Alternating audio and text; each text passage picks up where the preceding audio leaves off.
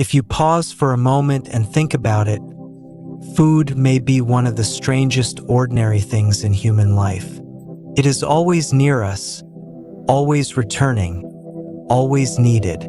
It waits quietly at the edge of every day. A bowl on a table, a loaf under a cloth, a spoon in a cup, steam rising and vanishing into the air. Most of the time, we hardly notice it for very long because it is so familiar. We reach for it automatically, prepare it from memory, share it without ceremony, and move on. And yet, hidden inside that ordinary rhythm is something immense. Every ingredient has a past. Not just a recent past, not simply the journey from field to market or from shelf to kitchen, but a much deeper one. A grain of wheat, a pinch of salt, a drop of honey, a slice of tomato.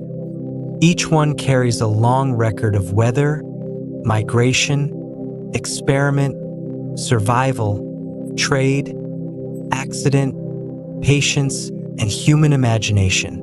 We rarely see those histories when we sit down to eat.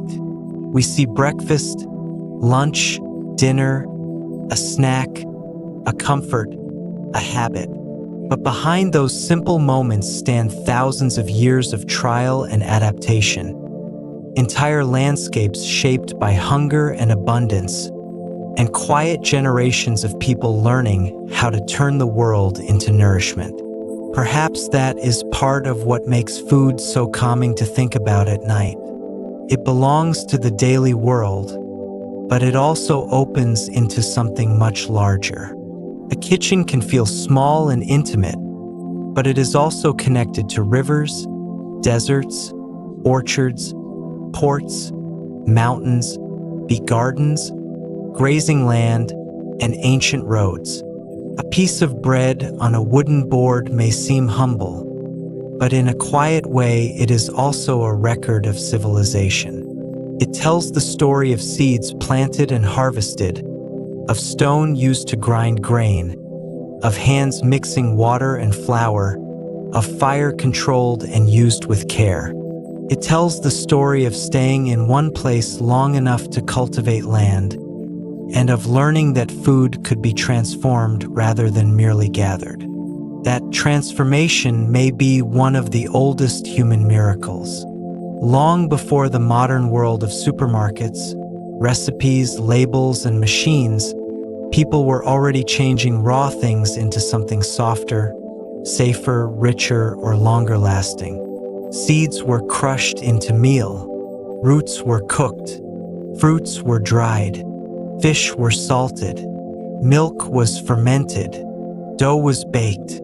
Somewhere in deep time, human beings began to discover that nature could be invited into partnership. Not controlled entirely, never perfectly, but guided. Grain could become bread. Cacao could become drink. Milk could become cheese. Grapes could become wine. Cabbage could become something sharp and preserved and new. The world, it turned out, was full of hidden second forms. And in many ways, the kitchen is still the place where those second forms continue to appear. Tonight, as we move gently through the stories of familiar foods, it helps to begin with that thought, that food is never only food. It is memory made edible. It is geography made fragrant. It is time made visible on a plate. Some foods become treasured because they are rare. Others become powerful because they are ordinary enough to feed millions. Some are sweet, some bitter, some humble, some luxurious. Yet all of them, in one way or another, tell us something about who people were, what they feared, what they valued, where they traveled, and how they survived. Even the simplest table can hold echoes of whole civilizations. Think of a quiet evening kitchen. Perhaps there is a loaf cooling somewhere, its crust faintly cracking as it settles. Perhaps there is a jar of honey catching the low light, gold and still. Perhaps somewhere nearby, rice has just finished steaming, each grain soft and separate. A tomato rests in a bowl, red and glossy, so common now that it is difficult to imagine a world in which people once distrusted it. A little salt sits in a dish, almost invisible, though history has moved around it like water around stone. Vanilla waits in the background as a scent, soft and familiar, though it comes from one of the most patient and delicate processes in all of agriculture. Chocolate, now sweet and easy to unwrap, began as something bitter, sacred, and ceremonial. Coffee, which for many signals the beginning of a day, also carries centuries of movement and conversation within its dark aroma. There is something soothing about realizing that the ordinary is not shallow. The things we handle every day are not simple because they lack history. They are simple only because we have grown used to them. Familiarity smooths their edges. It makes the extraordinary appear ordinary. Bread becomes just bread. Honey becomes just honey. Salt becomes just salt. But if we look a little longer, if we listen a little more carefully, those quiet ingredients begin to speak again. And one of the clearest places to begin listening is with bread. Bread feels ancient in a way that almost no explanation is required. Even the word seems soft and old. It belongs to hearths, ovens, fields, baskets, and hands dusted with flour. It belongs to morning tables and shared meals and moments of scarcity as much as abundance. In many cultures, bread is more than a side dish or companion to a meal. It becomes a symbol of life itself, of labor, of provision, of home. That meaning did not appear by accident. It emerged because bread stands near the beginning of one of humanity's great turning points. The moment when gathering gave way, slowly and unevenly, to cultivation, and when people learned to take grain and transform it into something sustaining, portable, and deeply human. There is a quiet beauty in that process. A seed grows in a field under wind and sun. It is harvested, stored, ground into powder. Water is added. Hands work the mixture. Heat changes it again. Out of dust, water, labor, and fire comes a loaf. It is difficult to imagine a more elemental chain than that. And perhaps that is why bread has remained so emotionally powerful across centuries. It is made from plain things, but it never quite feels plain. Carries warmth, carries effort. It carries the soft reassurance that something basic and necessary has been prepared. So as we begin this slow journey through the hidden lives of foods, let bread stand at the doorway. Not because it is the rarest ingredient or the sweetest or the most expensive, but because it is one of the clearest reminders that food is where human history becomes intimate. Empires, trade routes, droughts, inventions, beliefs, and migrations can all seem very large when viewed from a distance. But at the table, they become close. They become chewable, fragrant, warm, and familiar. They become a meal. And that may be one of the gentlest ideas to fall asleep with tonight. That civilization is not only found in monuments, kings, maps, and wars. It is also found in kitchens. It is found in steam and crust, in jars and grains, in sweetness and preservation, in the patient knowledge passed from one pair of hands to another. It is found in the ordinary transformation of the world into sustenance. And if we listen closely enough, even the quietest ingredients begin to tell their stories. From here, we can move softly into the first of them, the long, warm, flour-dusted story of bread. Bread begins so simply that it almost feels inevitable. A few grains gathered from the land, a stone to crush them, a little water, heat. That is all, at least in the beginning. No polished recipe cards, no gleaming ovens, no measuring spoons set carefully on a counter. Just the slow intelligence of observation, repetition, and need. Somewhere far back in the human story, long before anyone spoke of cuisine or artisan baking, people discovered that the hard little seeds of grasses could be broken down, mixed, and transformed into something softer to eat. It was one of the quiet revolutions of early human life. Grains on their own are useful but limited. They are tough, dry, and not always easy to digest in raw form.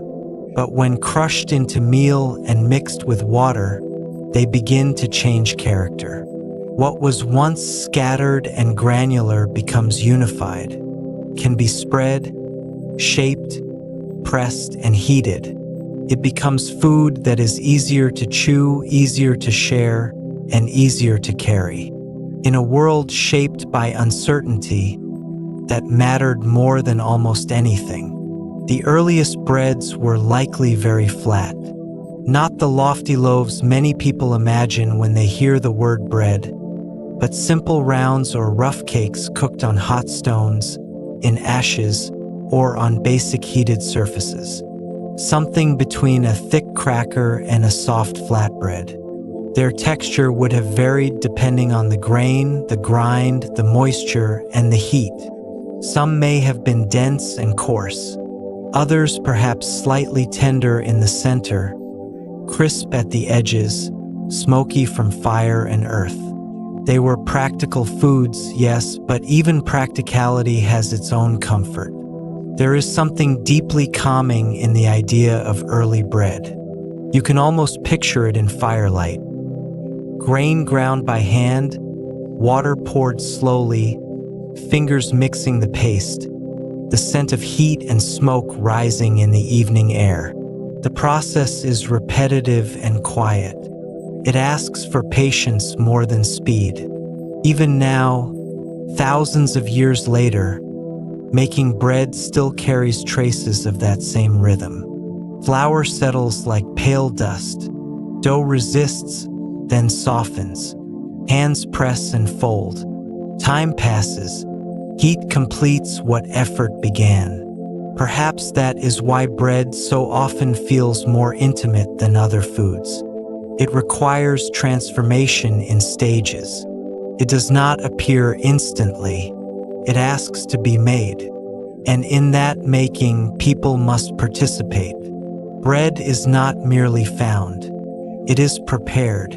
That distinction matters. It tells us something important about the moment human beings began to shape the natural world more deliberately. Not simply taking what was available, but learning to convert raw materials into forms better suited for survival. This was not only about taste, though taste surely mattered, even in ancient times. It was also about stability. Grain could be stored. It could be dried, gathered, and kept against harder seasons. And once people learned how to turn stored grain into bread, they gained something precious, a more dependable form of nourishment. Bread became a bridge between harvest and hunger, between abundance and uncertainty. It was never a perfect guarantee, of course. Crops could fail, storage could be lost, climate could shift. But compared with the unpredictability of foraging alone, grain and bread offered a new kind of security. With that security came change. The story of bread is also the story of settlement. To make bread regularly, people needed access to grain. To have grain, they needed planting, tending, harvesting, and storing. These activities encouraged staying in one place, or at least returning to the same place with intention. Slowly, unevenly, across different regions and times, This contributed to the growth of agricultural life.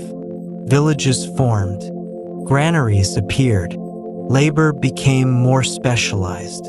The daily rhythm of existence began to organize itself not only around movement through wild landscapes, but around seasons of sowing and reaping. And there, quietly, bread stood near the center of it all. Not alone, of course. Many foods shaped the ancient world, but bread became one of the clearest symbols of what agriculture could do. It turned fields into meals. It turned stored seeds into immediate comfort. It helped communities survive through leaner months.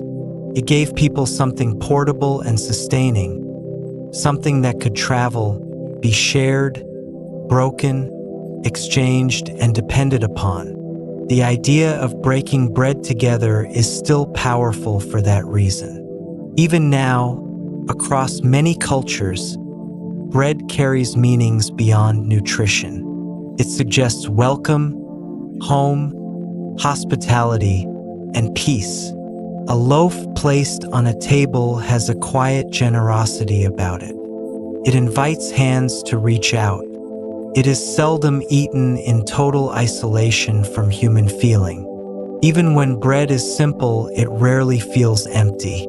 It often accompanies other foods, absorbs sauces, shelters fillings, or is torn apart and offered around. In that sense, bread is not just a food of survival, but also a food of relation. Yet, in the earliest periods, its significance would have been even more direct. A successful batch of bread meant energy for work, steadiness for travel, a way to extend the usefulness of a harvest. It also represented knowledge. Someone had to know how to grind the grain well enough. Someone had to understand how much water to add. Someone had to judge heat by feel, sight, and experience. Someone had to pass this on. In this way, bread was never just an object. It was part of a chain of learning, and that learning accumulated over generations. Little improvements would have changed everything. Better grinding stones, better storage containers, more reliable hearths, better understanding of which grains worked best and how finely they should be processed. Even before the dramatic discovery of leavened bread, these small refinements would have made the difference between something merely edible and something satisfying. Human food history often advances in quiet increments like this, not with a single grand invention, but with countless adjustments, each one modest on its own, together reshaping daily life. There is something wonderfully sleepy about these small improvements. They remind us that civilization is often built not only by kings, conquerors, or dramatic events, but by repetitive domestic knowledge, by someone noticing how dough behaves when it rests longer, by someone learning where heat gathers on a stone, by someone discovering that one grain stores better than another. These are not loud discoveries. They do not arrive with thunder. They arrive softly in kitchens, at firesides, in fields, and in the patient observations of ordinary people. When we think of ancient bread, then we are really thinking of an entire way of life. We are thinking of hands roughened by work, of baskets filled with grain, of dust in the sunlight, of mills turning slowly, of simple meals eaten after long labor. We are thinking of the first durable connections between field and hearth. We are thinking of food not as entertainment, but as one of the deepest structures of daily existence. And yet bread was never only practical.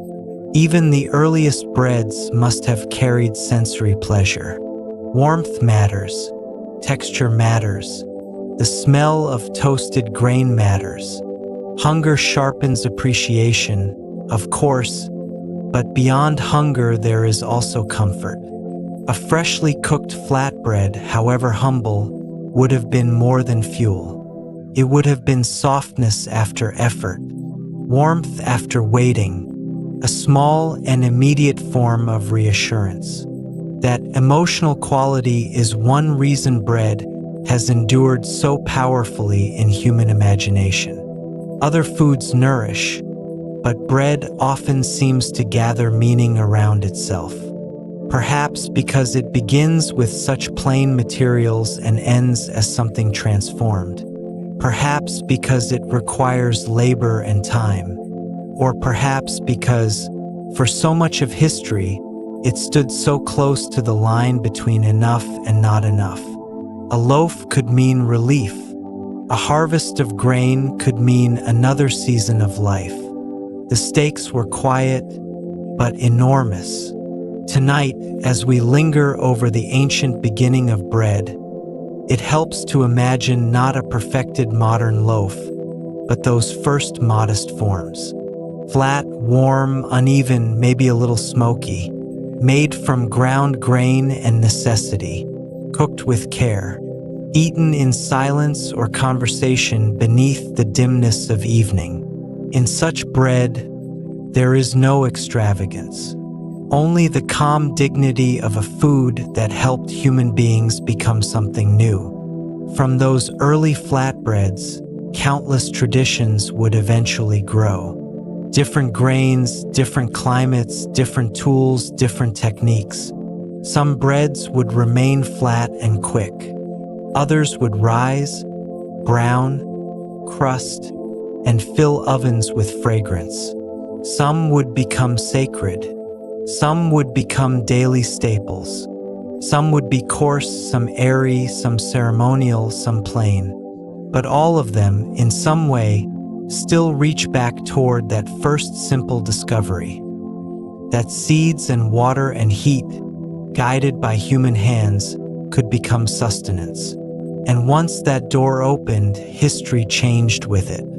Soon, in one of the great river civilizations of the ancient world, bread would become not merely a prepared food, but something even larger, a staple of society, a symbol of order, a necessity woven into work, religion, and economy. And that is where the story gently rises next, into the warm ovens and grain-rich world of ancient Egypt. If early bread belongs to the first quiet turning of human survival into preparation, then ancient Egypt is where bread begins to feel truly monumental. Not monumental in the way of pyramids, though Egypt is famous for those, and not only in the way of kings, temples, and stone. Bread was monumental in a more intimate sense. It shaped daily life from the inside.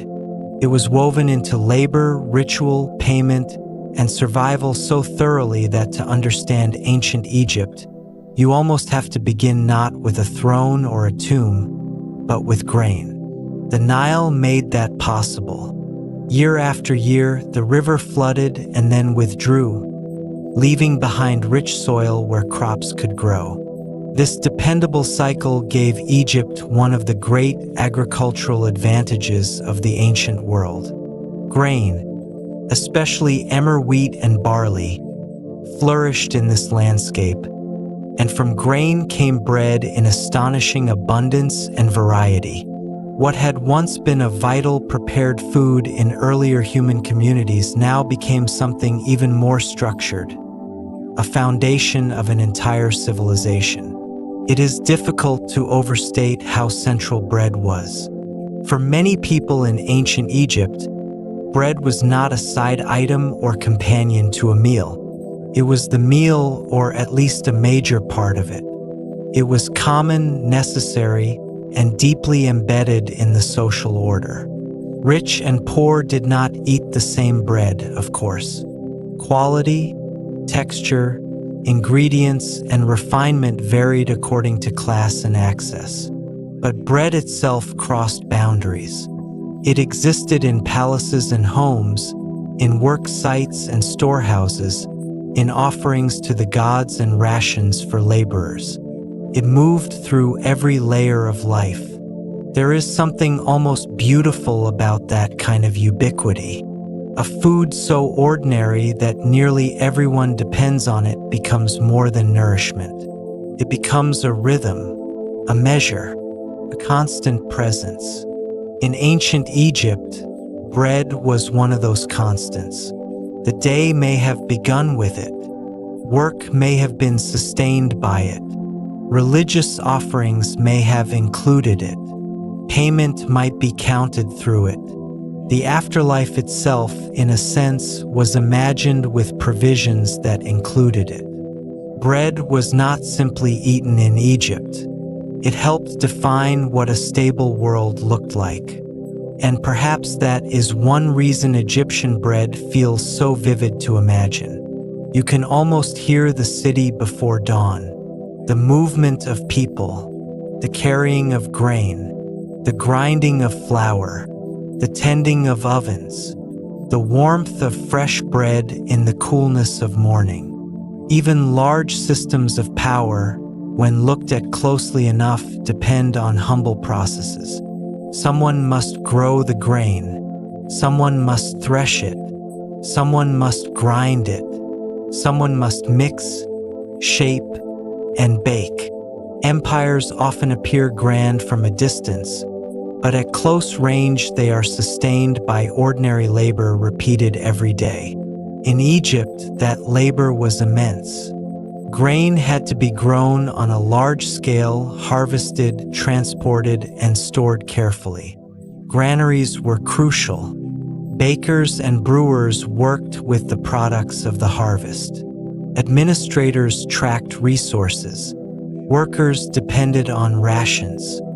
Bread was part of an economic system as much as a culinary one.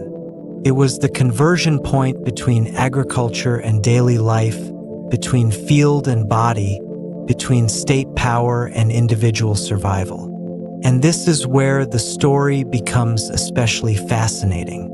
Bread in ancient Egypt was not only sustenance, could also function as payment. Workers, including those engaged in major building and state labor, were often compensated in bread and beer. To a modern listener, that may sound unusual at first, as though wages ought to be counted only in coin or precious metal.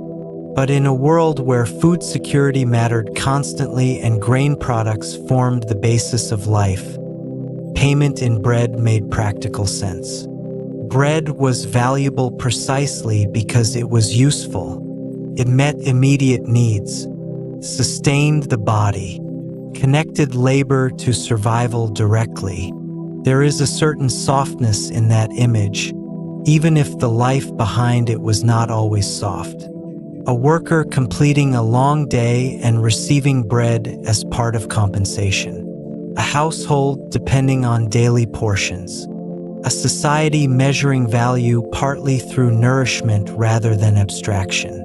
This does not make ancient life simple or idyllic, of course. Hardship, hierarchy, and vulnerability were everywhere. But it does show how closely economy and appetite once lived together. Bread was not distant from life. It was life. The Egyptians also expanded bread making in remarkable ways. Archaeological evidence suggests that ancient Egypt knew many kinds of bread, with different shapes, textures, and ingredients. Some loaves were round, some conical, some flatter, some more refined. Some may have included flavoring ingredients such as dates or honey. Some breads were likely made for everyday use, others for offerings or special purposes. The visual world of Egyptian bread was probably richer than we often imagine when we reduce the ancient diet to a few stereotypes. And then there is the gentle mystery of leavening. At some point, whether by accident, observation, or repeated experimentation, bakers discovered that dough could rise. Instead of remaining a simple flat mass, it could become lighter, fuller, more aerated. The exact path of this discovery is still hidden by time, but Egypt is often closely associated with the early development of leavened bread. Perhaps a dough sat longer than expected. Perhaps wild yeasts in the environment began their invisible work. Perhaps bakers noticed that saved portions of old dough could help new dough behave differently. Whatever the route, the result must have seemed quietly wondrous. Because leavened bread is a different experience. It has air inside it, softness, lift, a structure that feels almost alive before baking and deeply comforting after. To watch dough swell is to see time working in secret. Nothing dramatic appears to happen at first, and then gradually the whole mass changes. Ancient bakers would not have described this in the language of microbiology, but they knew the practical reality. Something unseen could turn dense dough into something lighter and more satisfying. That discovery would have changed not just texture, but atmosphere. Imagine the difference between a rough, flat cake and a fuller loaf with a softer crumb. The smell, the mouthfeel, the sense of abundance. Bread that rises seems generous. It occupies more space, feels transformed. In a civilization like Egypt, where grain mattered at every level, such improvements were not trivial. They changed the daily experience of one of the most important foods in existence. Bread also carried symbolic weight. It appeared in tombs and offerings, part of the provision imagined for both gods and the dead. This makes sense. If bread sustained life on earth, why would it not also belong in sacred or eternal settings? Food has long crossed the boundary between practical necessity and spiritual meaning. Bread in Egypt was no exception. It served the body, but it also entered ritual space. In that movement from kitchen to temple, from ration to offering, bread became more than material. It became a sign of continuity, provision, and order. And order mattered deeply in Egyptian thought. The civilization of the Nile depended on balance. Flood and retreat, planting and harvest, storage and distribution, divine favor and earthly rule.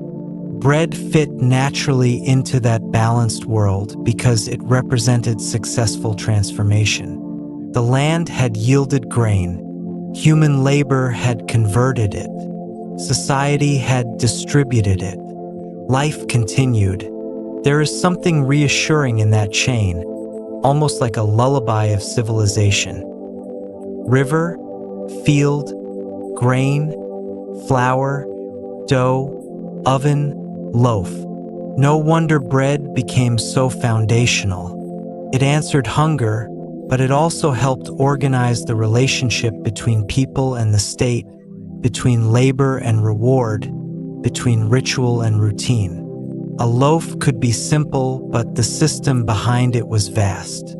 Every bite was the end point of agriculture, administration, skill, and time. That is true of food in every age, in a way, but in Egypt the pattern appears with unusual clarity. Bread was visible everywhere because the civilization was built, in part, on its dependable presence. Tonight, it is peaceful to imagine Egypt not only as stone and sunlight, but as warmth and grain.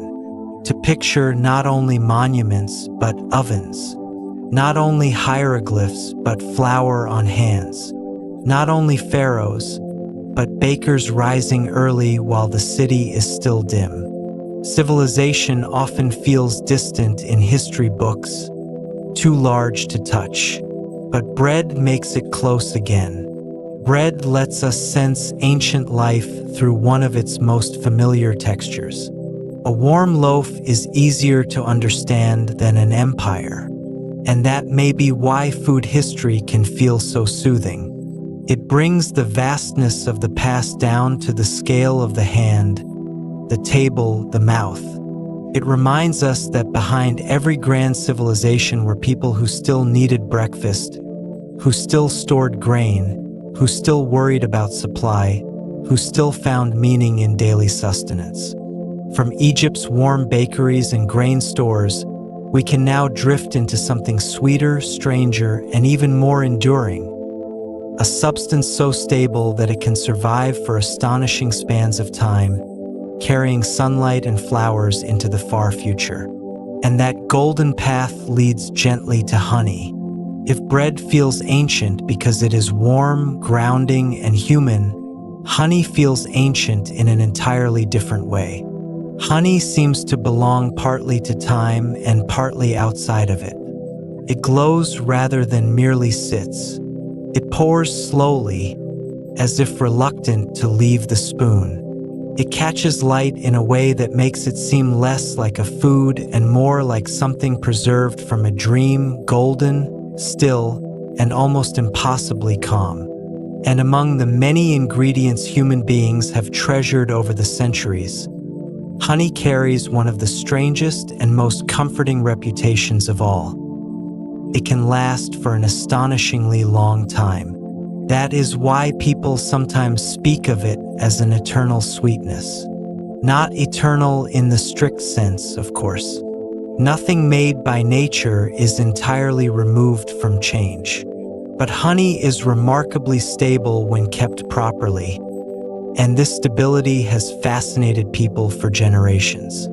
Archaeologists have found ancient honey in sealed vessels, and though such discoveries are often retold with a touch of wonder, the science behind that wonder is beautifully simple. Honey does not easily welcome decay. The reason begins with water, or rather with the lack of it. Honey contains very little moisture compared to most foods, and that matters because bacteria, molds, and many other microorganisms depend on water to grow and thrive. In foods with more available moisture, life moves in quickly. Soft fruits spoil. Warm milk turns. Bread grows stale and then moldy. Freshness is brief. But honey creates a less inviting world for those ordinary agents of spoilage. It is dense, concentrated, and inhospitable in a quiet, chemical way. There is something deeply soothing about that. A substance made from flowers, gathered by bees, stored in a jar, and then able to resist the usual rush of decay. It feels almost like a pause in the natural world, a rare slowing of the clock. Most foods are on their way somewhere the moment they are harvested. Honey seems, at least by comparison, to settle into stillness. Its chemistry adds to that stillness. Honey is naturally acidic, which makes it even less friendly to many microbes. It also contains compounds produced through the work of bees and enzymes that help give it mild antibacterial qualities. None of this makes honey magical in the fantasy sense, though it can feel that way in bedtime storytelling. Its durability is not the result of mystery, but of structure. Yet perhaps that is what makes it so lovely to contemplate.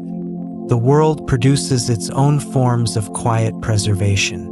A jar of honey is, in a sense, a little system of balance. Too little water for easy spoilage. Too much concentration for most unwelcome growth. Enough acidity to discourage intrusion. It is one of those rare foods in which sweetness and stability arrive together. We tend to think of sweet things as fleeting. Ripe fruit bruising on a table, cream-filled desserts collapsing into softness, sugar dissolving instantly on the tongue. But honey is sweet in a slower, older way. It lingers, keeps, and because it keeps, it invites the imagination. It is easy to picture a sealed vessel resting in a dark place for years beyond counting. A tomb chamber undisturbed, a ceramic jar tucked into a storage space. a wooden shelf in some quiet room where seasons pass unnoticed. Outside, kingdoms rise and vanish, languages shift, roads appear and disappear, and still the honey waits in silence. Few foods lend themselves so naturally to that kind of image. Honey does not merely feed, it endures. That sense of endurance may be one reason honey has long felt slightly sacred. Across many cultures, it has been associated with abundance, blessing, healing, and delight. It appears in offerings, medicines, ritual language, and poetry. Part of that symbolic power surely comes from taste. Honey is pleasing almost at once. Its sweetness is gentle and full rather than sharp. But another part comes from how strange it is that such sweetness can be made durable. Usually, pleasure feels temporary. Honey suggests that pleasure can also be stored. And then there are the bees. Without them, none of this golden stillness would exist. Bees move through the world with a kind of focused softness, traveling from flower to flower, collecting nectar that seems at first too delicate to become anything so lasting. Nectar is fleeting, watery, floral, a passing gift of bloom and season. But inside the hive, that fleeting sweetness is transformed. Through gathering, regurgitation, enzyme activity, and evaporation, bees help turn thin plant nectar into thick honey. The change is as remarkable in its own quiet way as grain becoming bread. Once again, food reveals one of its oldest patterns, transformation. Something brief becomes something lasting. Something scattered becomes something gathered. Something fragile becomes something more resilient. Human beings participate in many food transformations directly, with tools and fire in hands. But honey reminds us that not all food histories begin in human kitchens. Some begin in other societies entirely, in hives, in fields, in the labor of insects following floral maps we can barely perceive. That thought makes honey feel even more dreamlike.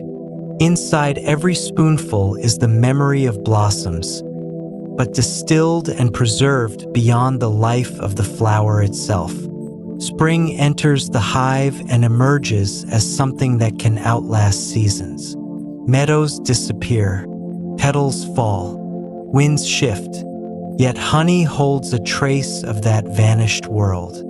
It is, in a sense, sunlight stored in edible form. No wonder ancient peoples valued it so highly. Before the large-scale refinement of sugar, honey was one of the great sweeteners available to human societies. It flavored foods and drinks, but it could also be used in medicines, offerings, and preservation. To possess honey was to possess something pleasing, useful, and comparatively rare.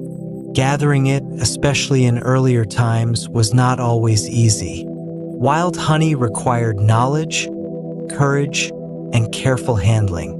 Even domesticated beekeeping demanded patience and respect for the living systems that produced it. And so honey sat at an interesting place in human life.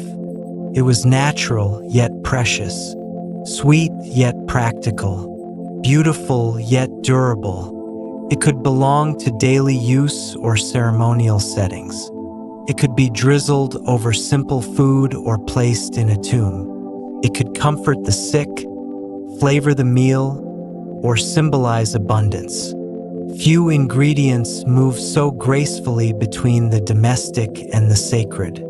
At night, that makes honey a very peaceful thing to imagine. A jar resting quietly in the dark, thick gold beneath a lid, the room still, the world outside softened into silence. There is no urgency in honey. It does not race. It does not vanish quickly. Teaches, in its own way, a slower relationship with sweetness. Not the rush of candy, but the patience of flowers, bees, and time. And perhaps that is why honey belongs so naturally in a bedtime journey through food. It reminds us that not all nourishment is hurried. Not all preservation is harsh. Sometimes the natural world creates gentler forms of endurance, forms that taste of bloom and summer even when opened in another season or another century. Honey asks us to notice how much can be hidden inside stillness, because the sweetness of honey is not only sweetness, it is labor from the hive. It is the chemistry of survival. It is the memory of landscapes condensed into amber calm. It is a food that seems to hold both field and forever inside a single jar. And if we linger just a little longer with that thought, another delicate wonder begins to emerge. For honey does not taste the same everywhere. Its flavor changes with the flowers the bees have visited, with the hills, orchards, forests, herbs, and wild blooms that shaped the nectar at its beginning. In that way, honey is not only sweetness preserved, it is place preserved. And that is the next soft path our story follows. If honey seems eternal because it resists time, it is also deeply local because it remembers place. This is one of its quietest wonders. At first glance, honey can appear simple, golden, sweet, thick, familiar. But the more closely you look, the less generic it becomes. One jar may be pale and delicate, another dark and almost smoky. One may taste floral and light, another herbal, woody, or faintly medicinal. Some honeys carry notes of citrus blossom, clover, wild thyme, acacia, heather, orange flower, chestnut, eucalyptus, lavender, or countless other blooms. Even to people who do not think of themselves as honey experts, the difference can be surprisingly clear. Honey is not one flavor. It is many landscapes translated into sweetness. And that translation begins with the bees. Bees do not gather from the world at random. They move through specific environments, visiting the blossoms available to them in a particular season, climate, and terrain. A hive near orange groves gathers a different aromatic world than a hive near mountain herbs. Bees foraging in a forest edge encounter different nectar than bees moving through fields of clover or hills of wildflowers. Each journey leaves a trace. Each blossom contributes a little to the final character of the honey. By the time that nectar becomes thick and golden, it carries with it a softened memory of the place where it began. That idea is almost impossibly comforting. To taste a food that contains the faint impression of a meadow. To open a jar and, without seeing any flower at all, encounter something of blossom, weather, and season. Most preserved foods hold time in some way. Honey can hold geography too. It is a kind of edible map, though a very gentle one, blurred and melted into sweetness. In that sense, honey is not unlike wine, tea, coffee, or even certain cheeses, foods whose flavor can reflect the environment that produced them. But honey does this with a special softness, because flowers are so brief. A bloom opens, attracts pollinators, and fades. Wind moves through it. Light changes on it. Then it is gone. Yet the bees carry part of its nectar away, and in doing so, help preserve something of that fleeting botanical moment. Not the flower itself, not its exact perfume in full detail, but an echo, a whisper of place made shelf-stable, summer sealed in a jar, Perhaps that is why honey so often feels poetic even before anyone writes poetry about it. It is sweetness, yes, but it is also memory without language. A field speaking through flavor. A hillside turned viscous and gold. A grove blooming somewhere far away and later returning in the quiet of a kitchen spoon. Honey does not need to explain itself in order to feel meaningful. It simply rests there, and when tasted, it unfolds.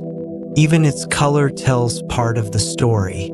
Some honeys are almost clear, touched only faintly with straw or pale amber. Others glow richer, moving toward copper, bronze, or deep brown. These differences are not merely decorative. They often reflect the source plants and the composition of the nectar gathered. Darker honeys may taste stronger, more mineral, or more robust. Lighter ones may seem cleaner, softer, or more floral. Of course, taste is always a little mysterious, shaped by expectation and memory as much as chemistry. But honey invites that kind of slow noticing. It asks to be paid attention to. And yet, for most of history, many people likely did not sit with jars comparing tasting notes in the modern style. Instead, they lived much closer to the source. They knew the local flowers. They knew when trees blossomed, when herbs ran wild, when bees were most active. They would have understood, perhaps without formal analysis, that honey changes because landscapes change. This connection between taste and terrain would not have felt abstract. It would have felt obvious.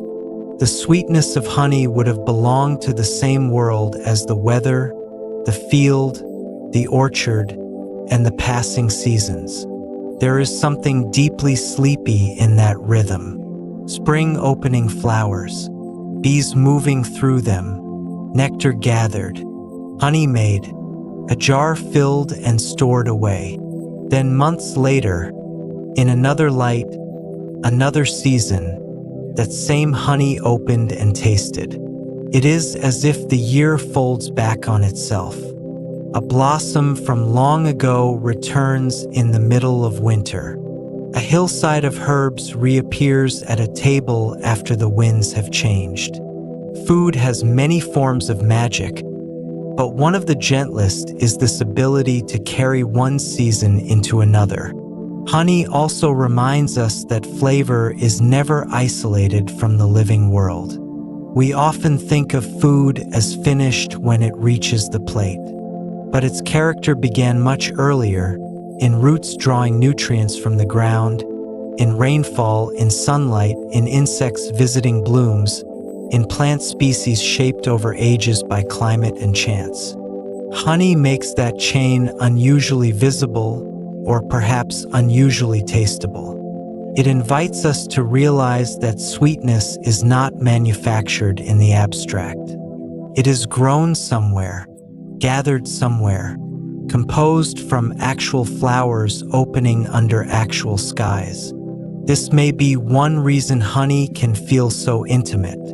It is a large world reduced to something small enough to fit on the tongue. A spoonful is only a spoonful, yet inside it live many flights, many blossoms, many warm hours in the field.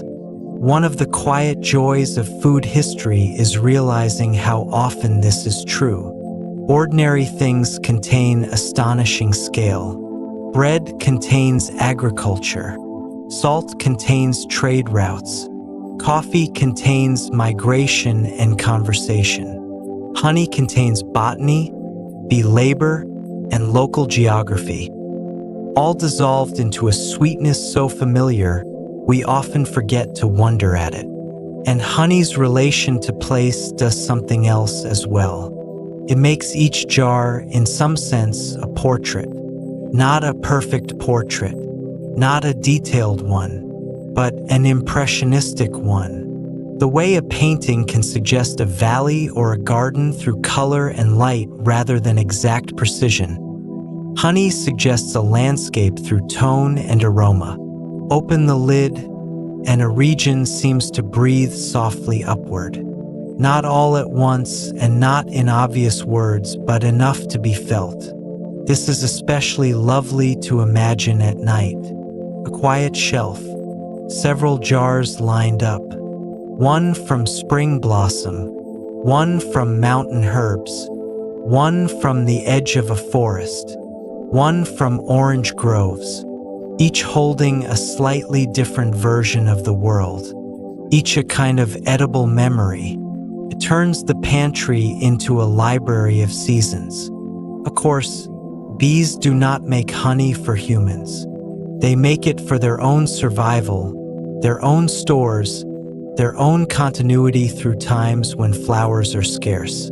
That may deepen the wonder even further. Humans did not invent this sweetness. We encountered it. We learned to gather it, protect it, value it, and eventually cultivate relationships with bees more carefully. But honey began as part of another life system entirely, one older and more intricate than our own plans for desserts or tea. So when we taste honey, we are borrowing from a much wider pattern. From blossom to bee, from bee to hive, from hive to jar, from jar to table. It is a chain of exchange, each step delicate, each step dependent on conditions beyond any single hand's control. No wonder honey has long inspired reverence. It asks us to notice interdependence. It asks us to remember that flavor is not isolated from ecology. And perhaps that is the last quiet lesson of honey before we move on. That sweetness can be specific, not just sweet in the generic sense, but sweet with a history, sweet with a floral accent, sweet with the trace of local weather and local bloom. Honey tells us that even the gentlest pleasures may carry a map within them. From there, our path shifts toward a food with a very different story, not one of immediate trust and golden calm, but of suspicion, misunderstanding, and one of the great reputation reversals in culinary history. Because not every beloved ingredient was always beloved. Some, like the tomato, had to wait a very long time before the world learned not to fear them. The tomato seems so familiar now that it is almost difficult to imagine it ever inspired fear. It sits easily in salads, sauces, soups, curries, sandwiches, stews, and countless home kitchens around the world. It can be bright and acidic, sweet and soft, rich and slow-cooked, or fresh and cool from the cutting board. It is one of those ingredients that feels inevitable, as if it had always belonged everywhere. And yet, the tomato's journey into global affection was not smooth at all. For a time, in parts of Europe, the tomato carried a reputation of danger. It was viewed with suspicion, sometimes with outright fear, and often with uncertainty about whether it ought to be eaten at all. This now seems strange, even faintly amusing, because the tomato is so deeply woven into modern food culture. But history is full of foods that arrived before people knew how to understand them. Familiarity, after all, is rarely immediate. What is beloved in one region can seem suspicious in another, especially when it enters surrounded by rumor, class differences, and incomplete knowledge. The tomato came originally from the Americas.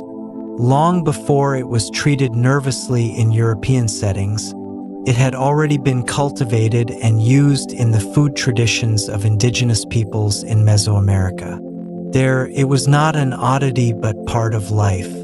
This is often the way with food history. One culture treats something as ordinary while another encounters it as exotic, unsettling, or hard to classify.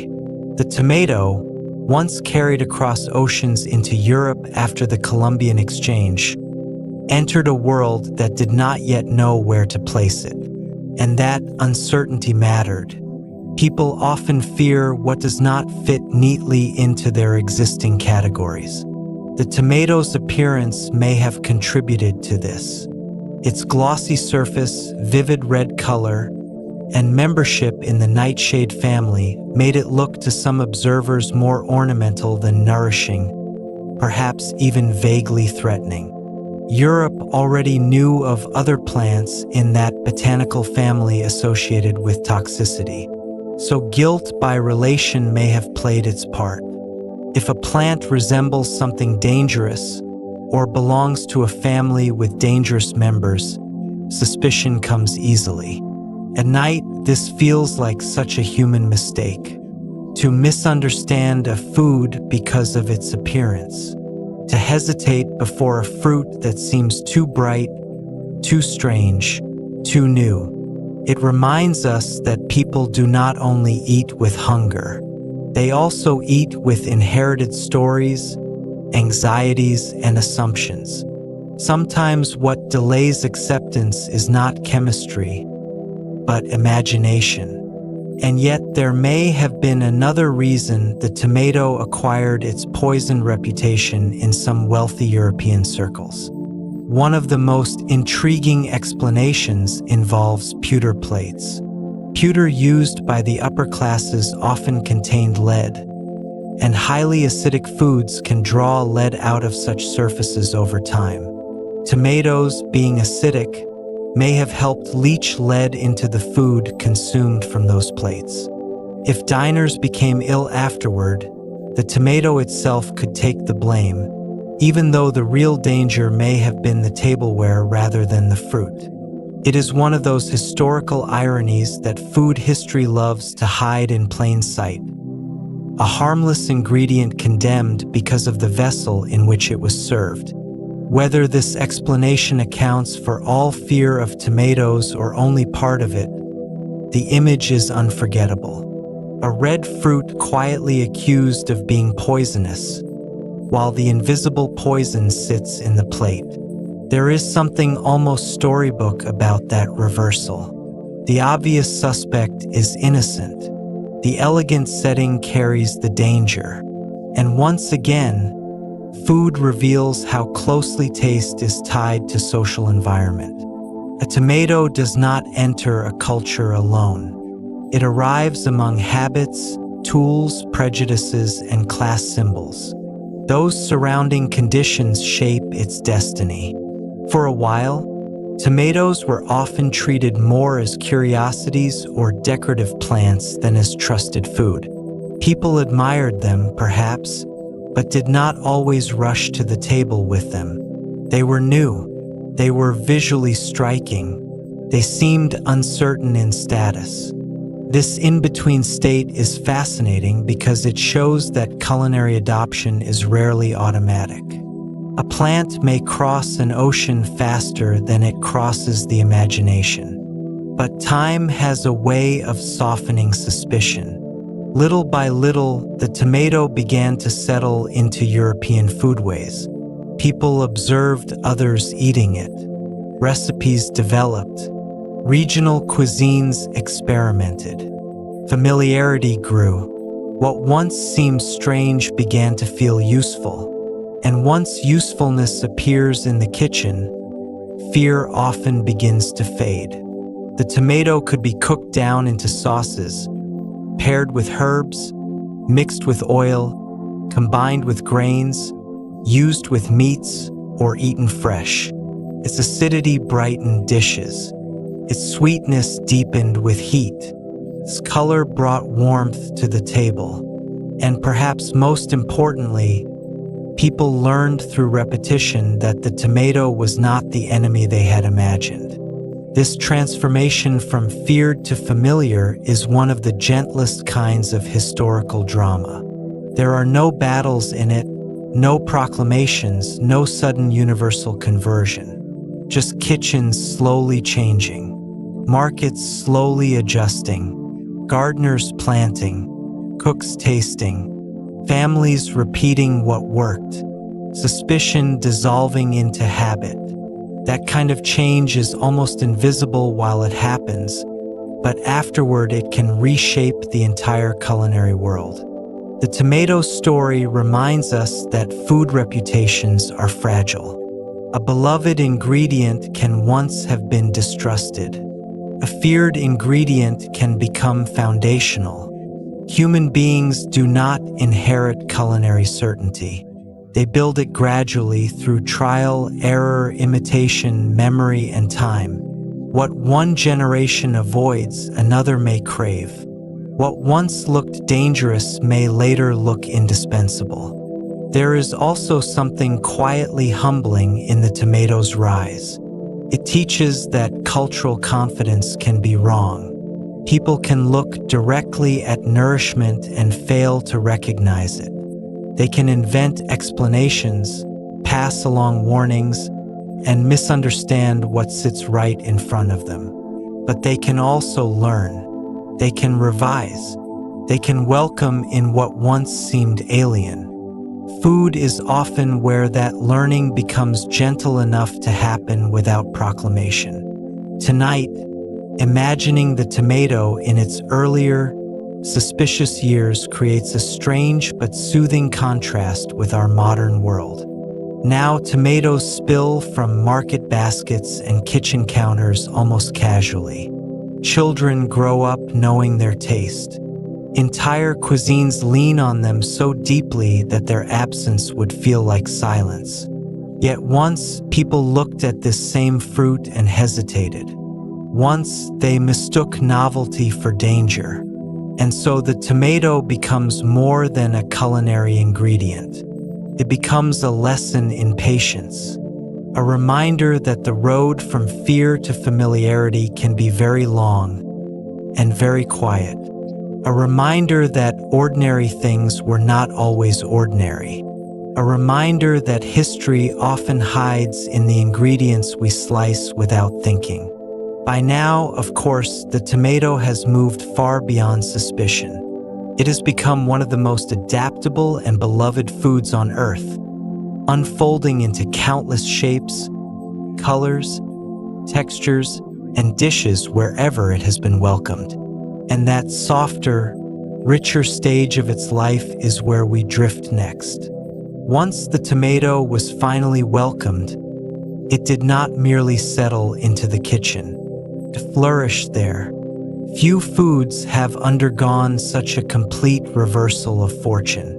What was once viewed with suspicion slowly became one of the great supporting actors of the world's meals, and in many places, far more than a supporting actor. The tomato moved from uncertainty into centrality. It became sauce, soup, paste, salad, stew, garnish, preserve, juice, comfort, brightness, and depth. It became so useful, so flexible, and so deeply woven into daily cooking that modern life can almost forget it ever had to prove itself at all. That may be the most fascinating part of the tomato's journey. Not simply that it survived suspicion, but that it went on to become nearly everywhere. It entered cuisines with astonishing ease, though not always in the same form. In some places, tomatoes are simmered down for hours until they grow rich, dark, and deeply sweet. In others, they are chopped fresh and eaten with salt, herbs, onion, or oil. They appear in quick street foods and elaborate celebratory dishes, in rustic home cooking and refined restaurant plates. They can be the bass note, the bright note, or the whole melody. Few ingredients travel so well between the humble and the elevated. Part of this power comes from the tomato's balance. It carries acidity, sweetness, moisture, color, and softness all at once. That combination makes it unusually cooperative in the kitchen. It can sharpen heavy dishes or mellow with slow cooking. It can disappear into a sauce or remain distinct in thick slices. It can be crushed, roasted, stewed, dried, canned, pureed, blistered, fermented, or eaten raw. It does not insist on only one identity. It adapts, and adaptation is often the secret of global success. The foods that spread most widely are not always the rarest or most luxurious. Often, they are the ones that can be interpreted again and again without losing themselves. The tomato is exactly that kind of ingredient. It changes according to climate, culture, and technique, while remaining recognizably itself. In one kitchen, it may become something silky and slow, in another something bright and immediate. It can feel Mediterranean, Latin American, Middle Eastern, South Asian, East European, or entirely local to some small family tradition. It belongs to the world now because it learned how to belong differently in many places. There is something very soothing about that. A food once feared becoming a food that welcomes nearly everything. The tomato pairs with bread, rice, beans, cheese, herbs, cream, oil, garlic, onion, chili, meat, fish, eggs, and grains. It seems endlessly willing to keep company. It softens conflict rather than creating it. It rounds edges, fills gaps. It brings color to pale foods and freshness to rich ones. Even its scent, green and slightly sharp when fresh, deep and savory when cooked, feels familiar in a way that reaches straight toward comfort. And yet, for all its familiarity, the tomato is not singular. There is no one tomato. This too is part of its story. The tomato exists in countless varieties, shaped over time by geography, cultivation, preference, and selective breeding. Some are tiny, sweet, and almost jewel-like. Others are large, ribbed, irregular, and full of juice. Some are deep red, others pink, orange, yellow, green, striped, purple-brown, or nearly black in appearance. Some are prized for slicing, others for sauce, others for drying, preserving, or concentrated sweetness. The tomato is common but never truly uniform. That variety reveals another quiet truth about food. Once an ingredient enters human life deeply enough, people begin shaping it according to their needs and desires. They select for size, texture, yield, flavor, resilience, shelf life, beauty, or cooking quality. Over time, food becomes a collaboration between nature and culture. The tomato we know today is not only a botanical inheritance. It is also the result of generations of human preference, countless decisions, some deliberate and some instinctive, about what makes a tomato desirable. This shaping can sometimes enrich and sometimes simplify. Modern large-scale food systems have often favored uniformity, transport durability, and appearance. That can mean that some tomatoes grown for commerce are firmer, more stable, or more visually consistent, but not always as flavorful as older heirloom types. Meanwhile, gardens and local markets often preserve more delicate, fragrant, or unusual varieties that would never travel well across long distances. In this contrast, the tomato tells another modern story: the tension between abundance and intimacy, between scale and taste. Even that, though, feels gentle when considered in the quiet of night. Because at heart, the tomato remains a deeply domestic food. You can imagine it in a bowl on a windowsill, catching late afternoon light. You can imagine it sliced with a small knife, sprinkled with salt. You can imagine it simmering with onion and garlic until a room smells warm and full. Few ingredients create such an immediate sense of home with so little effort. A tomato does not need to be extravagant to feel complete. It asks only for ripeness, perhaps a little care, and often not much else. Its rise also reveals how cuisines are never fixed. The tomato, after all, was not always present in many of the food traditions now most closely associated with it. Yet, over time, it became inseparable from them. This does not make those cuisines less authentic. Quite the opposite. It shows that authenticity in food is often dynamic rather than frozen. Ingredients travel. Techniques adapt. New arrivals settle in and become beloved. Traditions grow not only by preserving the past, but by absorbing what proves meaningful and useful. The tomato is one of the clearest examples of this culinary naturalization. It arrived from elsewhere, then stayed long enough to feel native in dozens of places. It became woven into memory. Grandmothers cooked with it. Markets filled with it. Children learned its taste before they knew its history. Once that happens, an ingredient is no longer merely imported. It becomes inherited, and the tomato gives inheritance generously. It offers not just nourishment, but color psychology. Red on a plate often feels alive, warm, and inviting. It signals ripeness and attention. It can wake up a dish visually before a single bite is taken. This may seem small, but the eye has always been part of eating. The tomato does not simply taste useful. It looks useful too. It makes food appear fuller, brighter, more complete. Then there is the quiet miracle of what happens with heat. Fresh tomatoes can be crisp, juicy, sharp, and green at the edges of their flavor.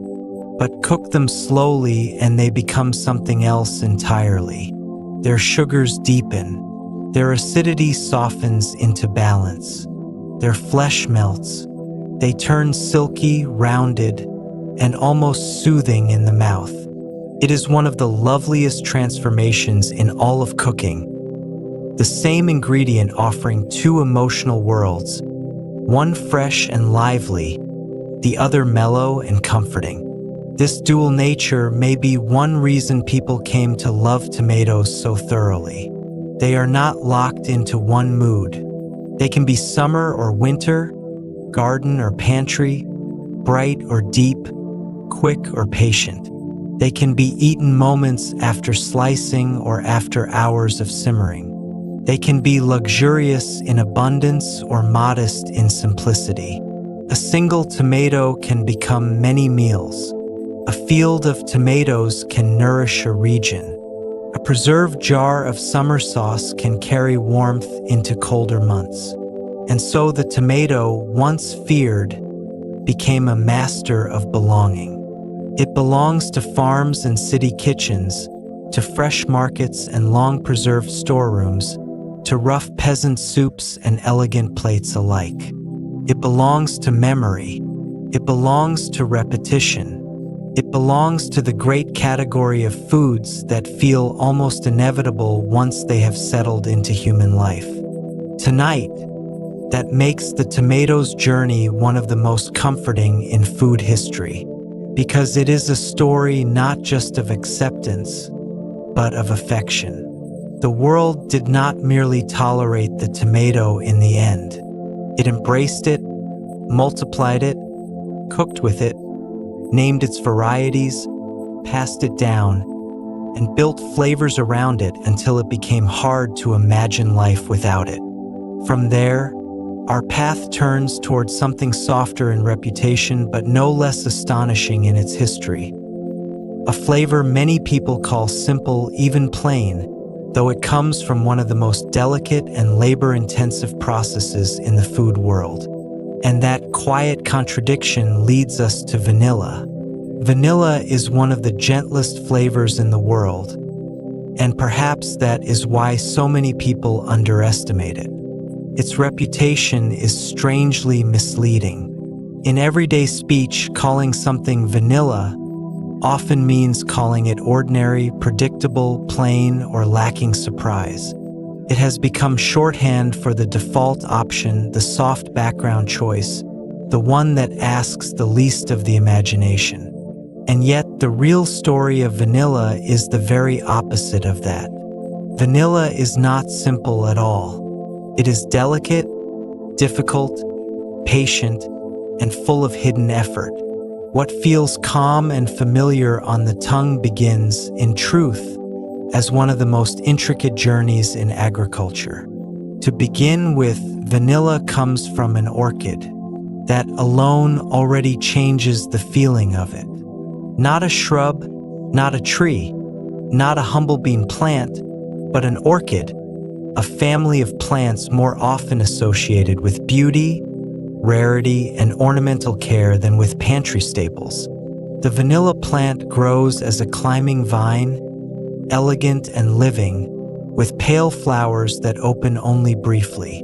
This fleeting bloom is one of the first quiet reasons real vanilla is so precious. The opportunity for pollination is short. Miss it and the flower is gone. In its native home, certain pollinators made this process possible. Vanilla originated in Mesoamerica, where it existed within an ecological relationship shaped over long stretches of time. There, the plant had natural partners in its environment. But once vanilla was cultivated elsewhere, outside that original context, the story changed. In many growing regions, especially those beyond its native range, the flowers could no longer rely on those same natural pollinators. And so humans had to step in. This is where the story becomes especially tender, because real vanilla often depends on hand pollination. One flower at a time. A person must notice the bloom when it opens, move carefully, and pollinate it within that brief window. It is precise work, patient work, repetitive work, and there is something almost meditative in imagining it. Early light, careful hands, flower after flower, a quiet labor performed not for spectacle but for a flavor that many people will later describe as simple. That contrast is one of the loveliest ironies in food history. A flavor associated with softness and plainness is born from extraordinary attentiveness. And the patience does not end with pollination. Once successful, the plant does not immediately offer the fragrant vanilla familiar to bakers and dessert lovers. First, pods must grow slowly over many months. They lengthen and mature on the vine, green and unassuming. At this stage, they do not yet smell the way we expect vanilla to smell. That beloved warm aroma. Creamy, floral, woody, sweet, almost comforting enough to feel like memory itself, has not fully emerged yet. The pod still holds its future in silence. Then comes curing, and curing is where vanilla becomes itself. The harvested pods are not simply dried and forgotten. They pass through a careful sequence of treatments that may include blanching, sweating, drying, and conditioning over time. During this process, the chemistry within the pod changes. Enzymes act, moisture shifts, aromatic compounds develop and deepen. The pod darkens, wrinkles, and slowly turns into the fragrant thing people recognize as vanilla bean. This is not fast work. It asks for control, observation, and time. Too much moisture, too little, too much heat, too little patience. Any of it can affect the outcome. In other words, vanilla is not just grown. It is guided. The plant gives the possibility, but human care has to escort that possibility into completion. A real vanilla bean is the result of ecology, timing, human labor, and transformation all layered together. That much complexity hiding behind such a soft flavor feels almost dreamlike. And perhaps that is why vanilla has such an unusual emotional effect. It feels warm without being heavy, sweet without shouting, familiar without becoming dull. Vanilla often lives in the background of foods, but the background matters. It rounds harshness, softens edges, brings cohesion to cream, sugar, milk, cake, custard, chocolate, and fruit. It can steady a whole dessert without demanding attention for itself. In that sense, vanilla has one of the quietest forms of power, the power to make everything around it feel fuller and more complete. That power, though, comes from extraordinary fragility. A flower that blooms briefly, a pollination window that can be missed, pods that take months to mature, a curing process that takes still more time, labor at every stage. And all this for a flavor that many people encounter casually in ice cream, cookies, and cakes without ever imagining the vine, the blossom, or the long, slow darkening of the pod. At night, that hidden labor feels especially moving. There is something deeply soothing about realizing how much patience exists beneath ordinary pleasures. The spoonful of vanilla ice cream, the scent from a cake cooling on a rack, the sweetness in warm milk or custard. These things feel immediate in the moment, but behind them lies a chain of waiting: bloom, pollination, growth, harvest, cure, shipment, preparation. Food is full of these invisible timelines. Vanilla simply makes one of the most graceful examples. It also reminds us that flavor is not always where we expect complexity to live. People often assume that strong tastes are the most sophisticated ones: bitterness, heat, smoke, sharp fermentation, rare spices. But vanilla teaches another lesson. Complexity can arrive in a whisper. It can be quiet enough to seem obvious, and familiar enough to be mistaken for simple. Sometimes the most refined things are the least noisy, and vanilla carries history as well as labor. Its story includes movement across continents, colonial appetite, cultivation, trade, and the gradual spread of a flavor once rare and elite into wider global use. But even before those larger themes come fully into view, the plant itself already tells a beautiful story.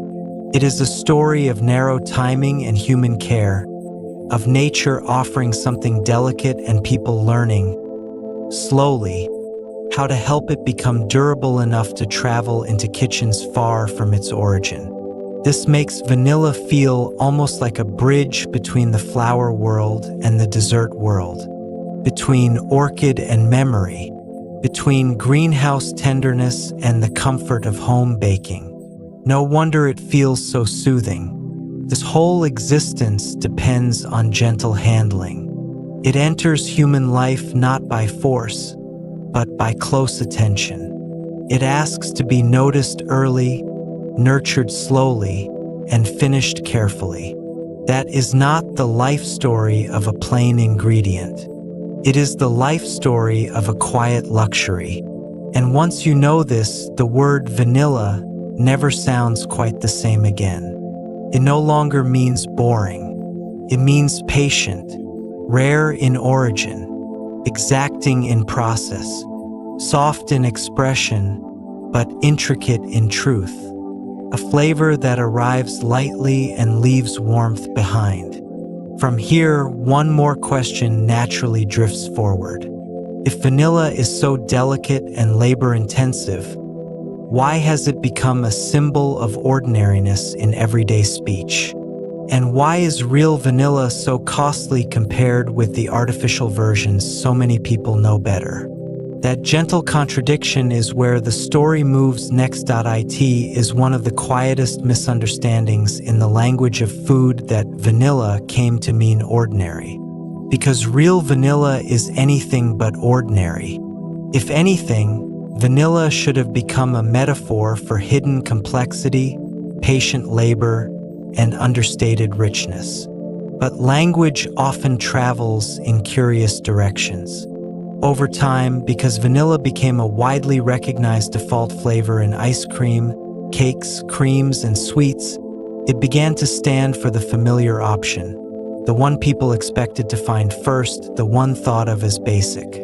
And once a flavor becomes culturally familiar enough, people start mistaking familiarity for simplicity. Yet those are not the same thing at all. A thing may be familiar because it is deeply loved, endlessly useful, and quietly versatile. Vanilla is all of those. It is gentle enough to welcome nearly everyone, soft enough to pair with countless other ingredients, and comforting enough to feel almost universal. But none of that means it is plain in origin. It only means it learned how to sit gracefully at the center of many foods. In fact, real vanilla is one of the most labor-intensive and chemically intricate flavors in the culinary world. We have already drifted through part of that story.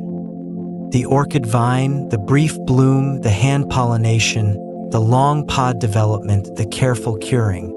Even before the flavor reaches a kitchen, it has passed through an astonishing amount of vulnerability and work. There are very few ordinary ingredients that require so much attention simply to exist in usable form. And then there is its aroma.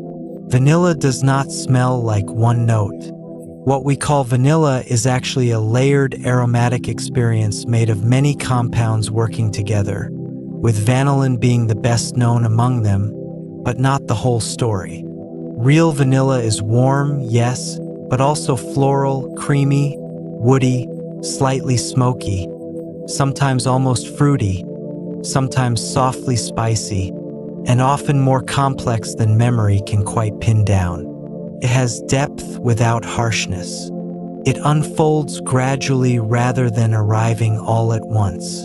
That is one reason it feels so comforting. Its complexity is rounded, not sharp. Artificial vanilla, by contrast, is usually much simpler. It can imitate the main recognizable note very effectively, which is why so many people know the scent and taste of vanilla through a more limited version of the real thing. For everyday baking or flavored products, that imitation has become common because it is far cheaper, more stable, and easier to produce at scale. And this, too, has shaped the reputation of vanilla. When a flavor is copied widely and cheaply, people may forget how rare and demanding its natural source actually is. That forgetting changes language. Soon, vanilla no longer means orchid, hand pollination, curing sheds, and months of waiting. It means supermarket familiarity. It means the standard option. It means plain ice cream in a paper cup. The real ingredient disappears behind its own cultural shadow. There is something a little melancholy in that, but also something beautiful. Because vanilla's greatness does not depend on being correctly praised all the time. Continues to do what it has always done. It brings calm fullness to food. It softens sweetness. It rounds bitterness. It deepens chocolate, brightens cream, enriches pastry, and gives milk-based desserts their sense of completion. Vanilla is one of those ingredients that often becomes most noticeable the moment it is absent. Without it, some desserts feel flatter, emptier, less gathered together. With it, they seem whole. that kind of influence is easy to overlook precisely because it works so gracefully. Vanilla does not often dominate. It supports, it blends, it steadies. It creates an atmosphere around other flavors, a warmth that seems to spread rather than strike. In music, there are instruments that do not always carry the melody but give the whole piece its body and emotional color. Vanilla is like that. It is not weak. It is architectural. And architecture, when done well, is rarely loud. This may be why vanilla has such deep emotional power in memory. So many comforting foods are built around it or completed by it. Custards, puddings, cakes, biscuits, cream, warm milk, pastries, sweetbreads, festive desserts, and soft ice creams melting slowly in a bowl. Vanilla becomes linked not just to flavor, but to reassurance. It is the scent of kitchens where something gentle is about to be served. The irony, then, is almost perfect. A flavor tied so closely to comfort becomes labeled ordinary, when in truth comfort itself is one of the most sophisticated human desires. To create something that feels safe, warm, and complete is no small achievement. Vanilla does that again and again in quietly different forms across many cultures and generations. This cost tells part of the truth as well. Real vanilla is expensive because slowness is expensive. Hand labor is expensive. Agricultural uncertainty is expensive. A crop that depends on delicate timing, long maturation, and careful curing cannot be produced as casually as commodities that thrive under rougher conditions. Every pod represents accumulated time.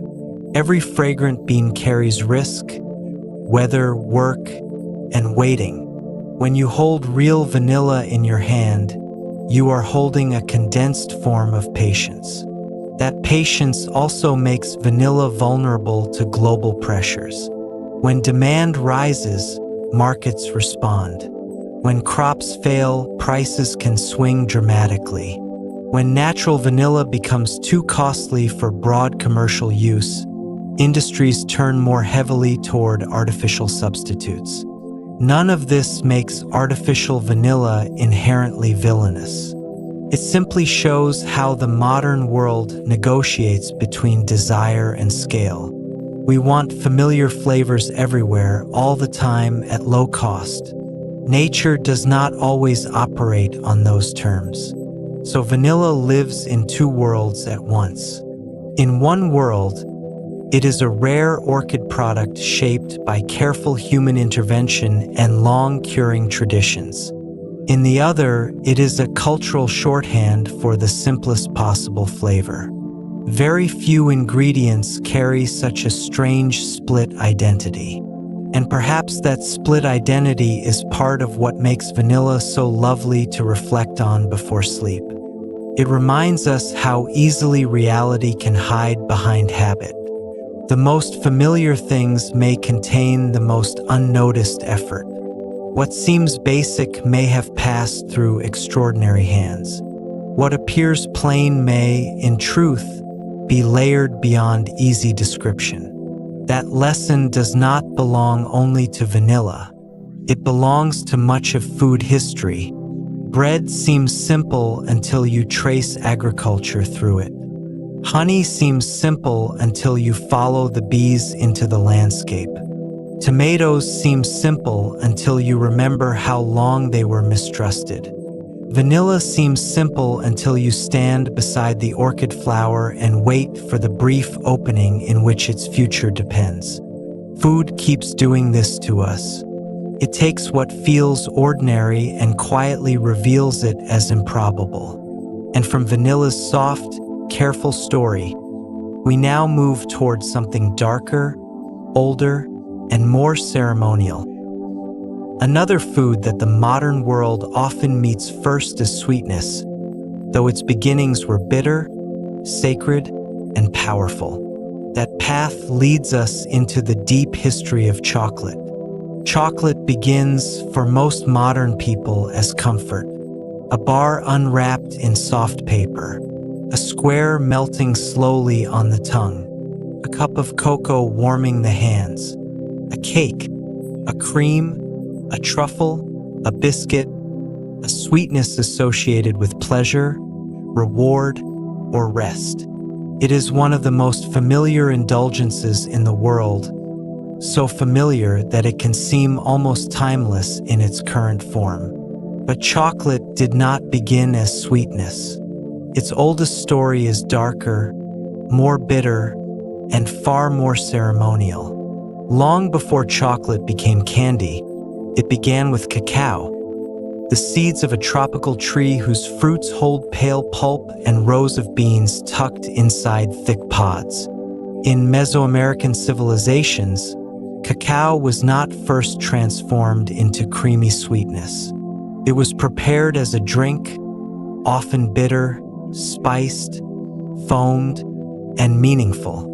This early cacao world feels very far from the confectionery aisles of the modern world, and yet it is the true beginning of chocolate's long human journey. There is something especially calming about tracing a familiar food back to a version so different from its modern life. It reminds us that ingredients, like people, can live many identities over time. In ancient Mesoamerica, cacao was precious. It was cultivated, exchanged, prepared, and valued far beyond the level of casual refreshment. Civilizations such as the Maya and later the Aztecs held cacao in high regard, and drinks made from it could carry social, ritual, and elite associations. This was not everyday sweetness for everyone. It belonged, often, to status, ceremony, and power, and part of that power came from bitterness. Modern chocolate is so often linked with sugar that it can be difficult to imagine cacao before sweetening transformed it. But bitter foods have their own kinds of prestige. They feel grown up, serious, layered, and slightly demanding. A bitter cacao drink would not have offered instant comfort in the way a sweet chocolate dessert does now. Instead, it may have felt stimulating, rich, intense, even solemn. Its meaning lay not in childlike indulgence, but in ritual, rarity, energy, and significance. That gives chocolate a fascinating double life across time. Today it soothes. Once it impressed. Today it is a comfort. Once it was a marker. Today it melts into sweetness. Once it was consumed as something closer to a sacred or noble bitterness. The preparation itself was part of the experience. Cacao beans had to be harvested, fermented, dried, roasted, ground, and mixed. The resulting drink might be flavored with spices, flowers, maize, or other ingredients depending on region and tradition. Foam was often valued too, not merely as decoration but as part of the drink's desired character. There is a certain beauty in imagining the care involved. The grinding stone, the paste forming, the pouring from vessel to raise froth, the concentrated attention given to something that modern people may now consume in a few distracted bites. And then there is the matter of value. Cacao beans were not only used for drinking. In some contexts, they also functioned as a form of currency. That fact alone shifts the emotional atmosphere around chocolate's origins. We are used to treating chocolate as something purchased with money. In parts of its earlier history, cacao itself was part of what money could be. Small, countable, portable, desirable, it could move through systems of exchange and value in ways that made it economically important as well as culturally meaningful. There is something almost dreamlike in that reversal. To imagine a bean that could be both ingredient and currency. something you could prepare as a drink, but also count, store, trade, and measure. Food history often reveals these strange overlaps between appetite and economy, but cacao offers one of the most memorable examples. It reminds us that value is not always abstract. Sometimes it is fragrant. Sometimes it is edible. Sometimes the things people treasure most move easily between ritual and trade. This early cacao world also helps explain why chocolate carries such depth in the imagination even now.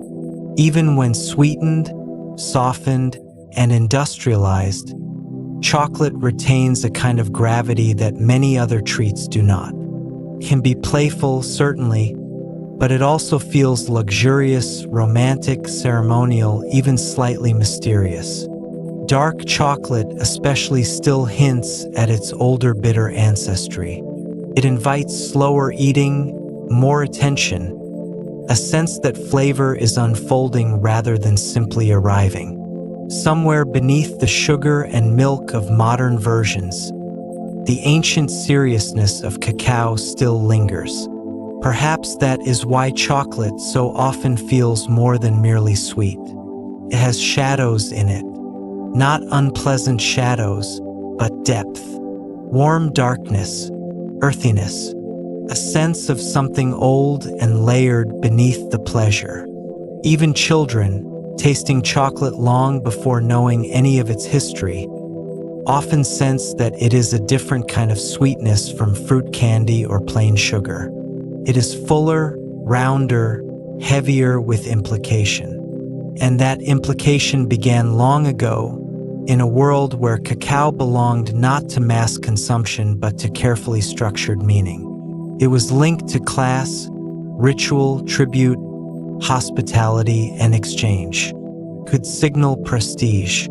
Could accompany ceremony. It could move through trade networks and political systems. Like salt, like bread, like honey, cacao was never just flavor. It was embedded in larger patterns of life. At night, this makes chocolate especially pleasant to think about. To imagine the tropical tree bearing its ridged pods.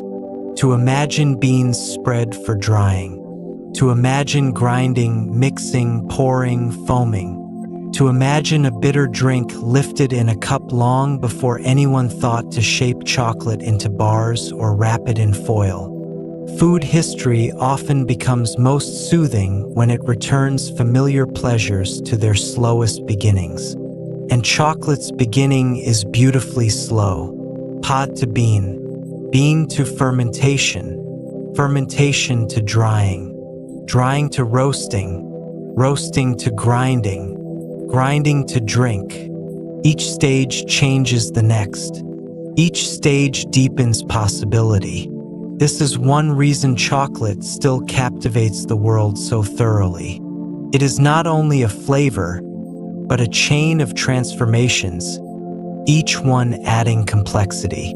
The final sweetness known today rests on ancient layers of bitterness, labor, reverence, and exchange.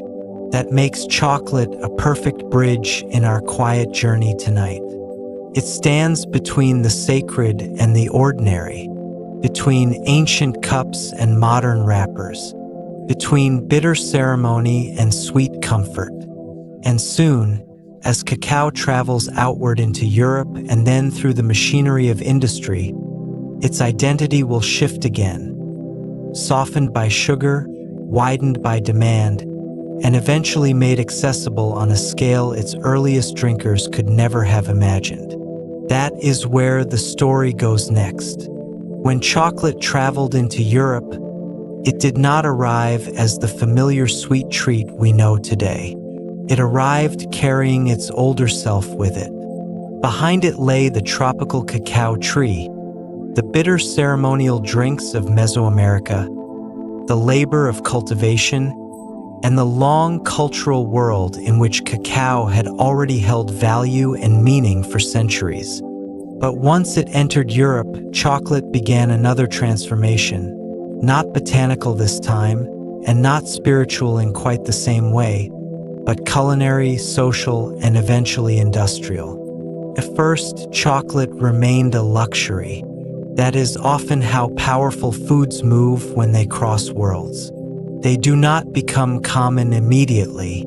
They arrive through trade, empire, curiosity, and elite appetite. They are tasted by the wealthy, discussed by those with access, served in rare settings, and surrounded by novelty. Chocolate in Europe entered this upper layer of society, where expensive imported ingredients often became symbols of refinement before they became everyday habits.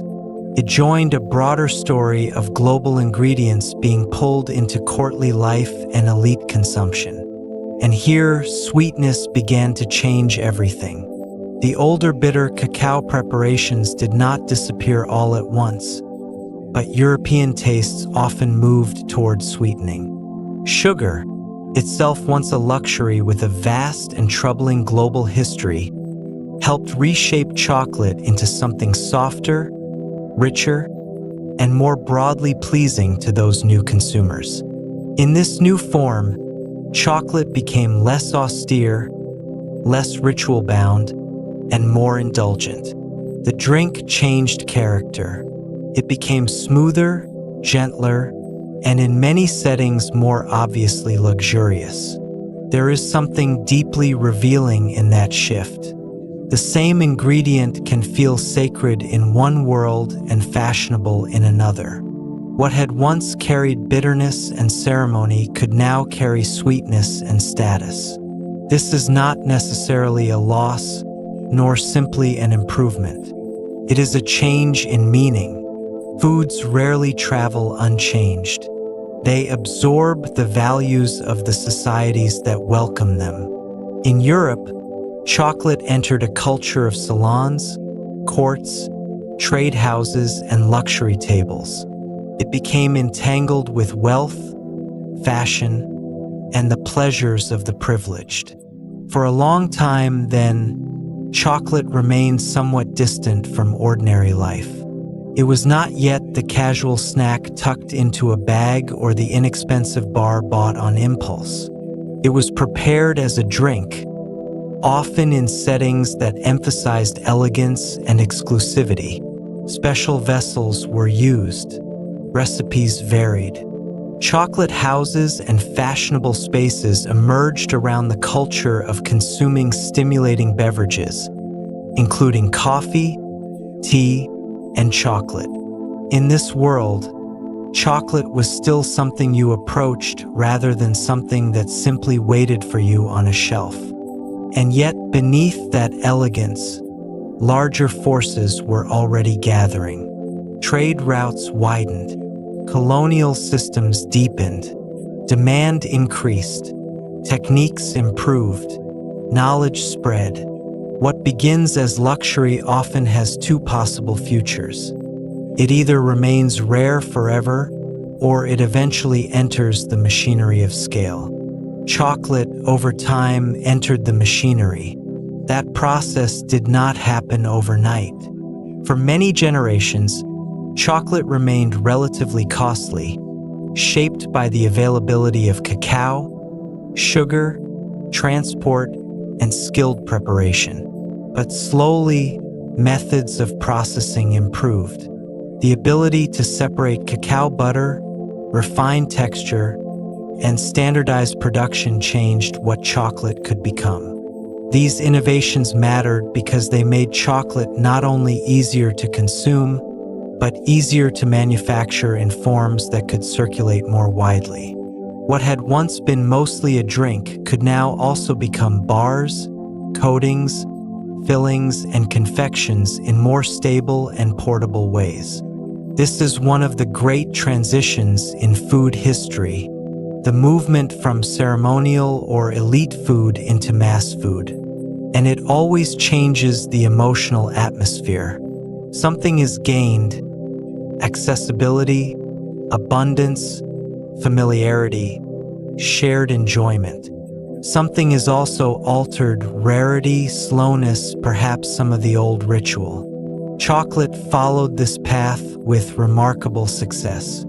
As industrial methods advanced, it gradually became available to more people across more places. The luxury softened into habit. The exclusivity thinned into convenience. What had once belonged to courts and special rooms could now belong to ordinary afternoons, family treats, holidays, vending counters, and lunch boxes. There is something both beautiful and a little strange in that. A sacred bitter drink becomes a sweet bar in a wrapper. A prestige object becomes a daily comfort.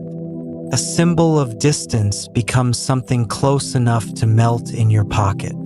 This is not the end of chocolate's complexity. If anything, it adds a new layer. Chocolate now carries traces of all its former lives at once. It can still feel luxurious, especially in darker or more carefully crafted forms. It can still carry ceremony in gifting, celebration, romance, and ritual occasions. And at the same time, it has become one of the most democratic pleasures in the modern food world, available in forms both humble and refined.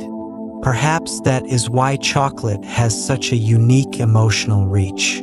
It can belong to a child and to a connoisseur. It can be bought casually or offered ceremonially. It can be cheap, expensive, playful, solemn, comforting, or elegant. Few foods stretch so easily across social worlds while still remaining recognizably themselves. And yet, every bite still depends on transformation. That remains true from the earliest cacao drinks to the latest chocolate bar. Fermentation matters. Roasting matters. Grinding matters. Mixing matters. Texture matters. The difference is that industrial processing made those transformations repeatable on a huge scale.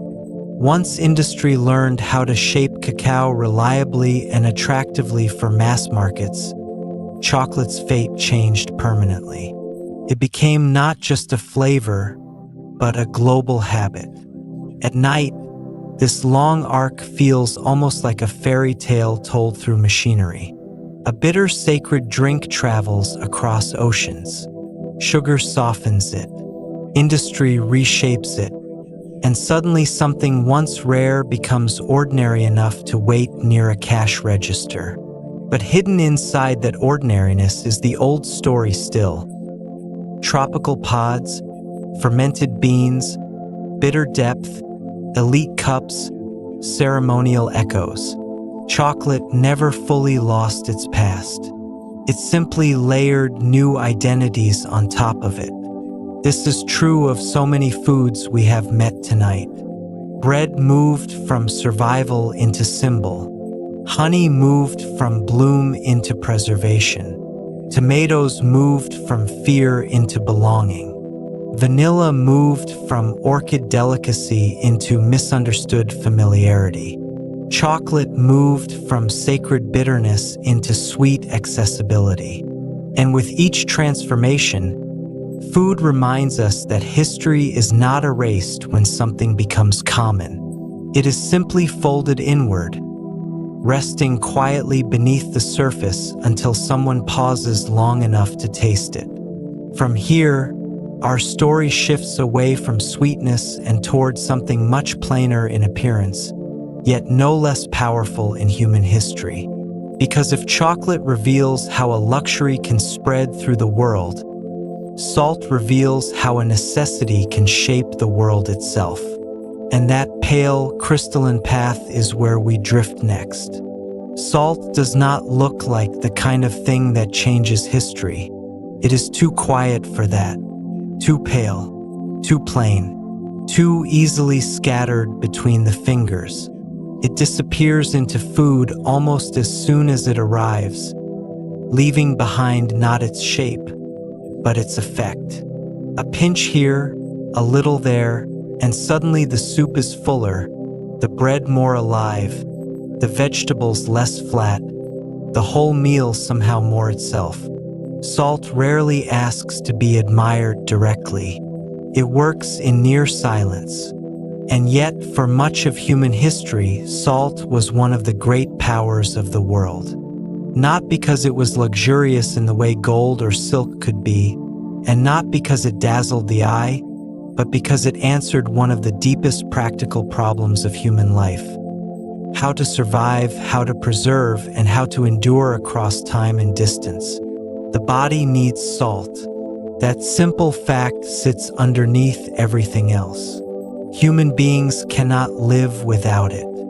Salt helps regulate essential bodily functions, and long before anyone could explain that through chemistry, people understood it through experience. They knew that salt mattered. They knew that animals sought it, that people depended on it, that food without it could feel incomplete and life without access to it could become difficult very quickly. Some necessities announce themselves dramatically. Salt announces itself quietly, but persistently. Then there is preservation, and preservation changed everything. Before refrigeration, before sealed industrial canning, before cold chains and electric storage, one of the great questions of civilization was always the same: how do you keep food from vanishing too quickly? Fresh food is beautiful, but it is brief. Meat spoils. Fish softens and turns. Vegetables fade. Milk changes. Fruit passes from ripeness into decline almost at once. To live well across seasons, journeys, winters, droughts, or long military campaigns, people needed ways to hold food in time. Salt became one of the most powerful answers ever discovered. It draws moisture away, and in doing so, it creates a less hospitable world for decay. Fish packed in salt could travel farther. Meat cured with salt could last longer. Vegetables brined in salty solutions could shift into preserved forms.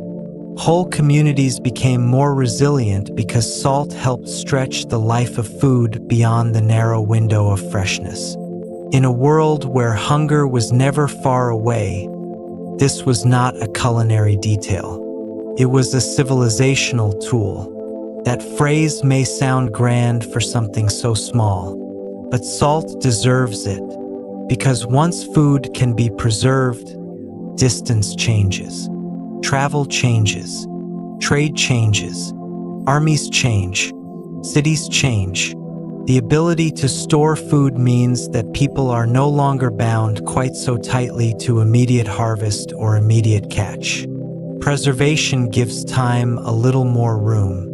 It lets abundance travel into scarcity.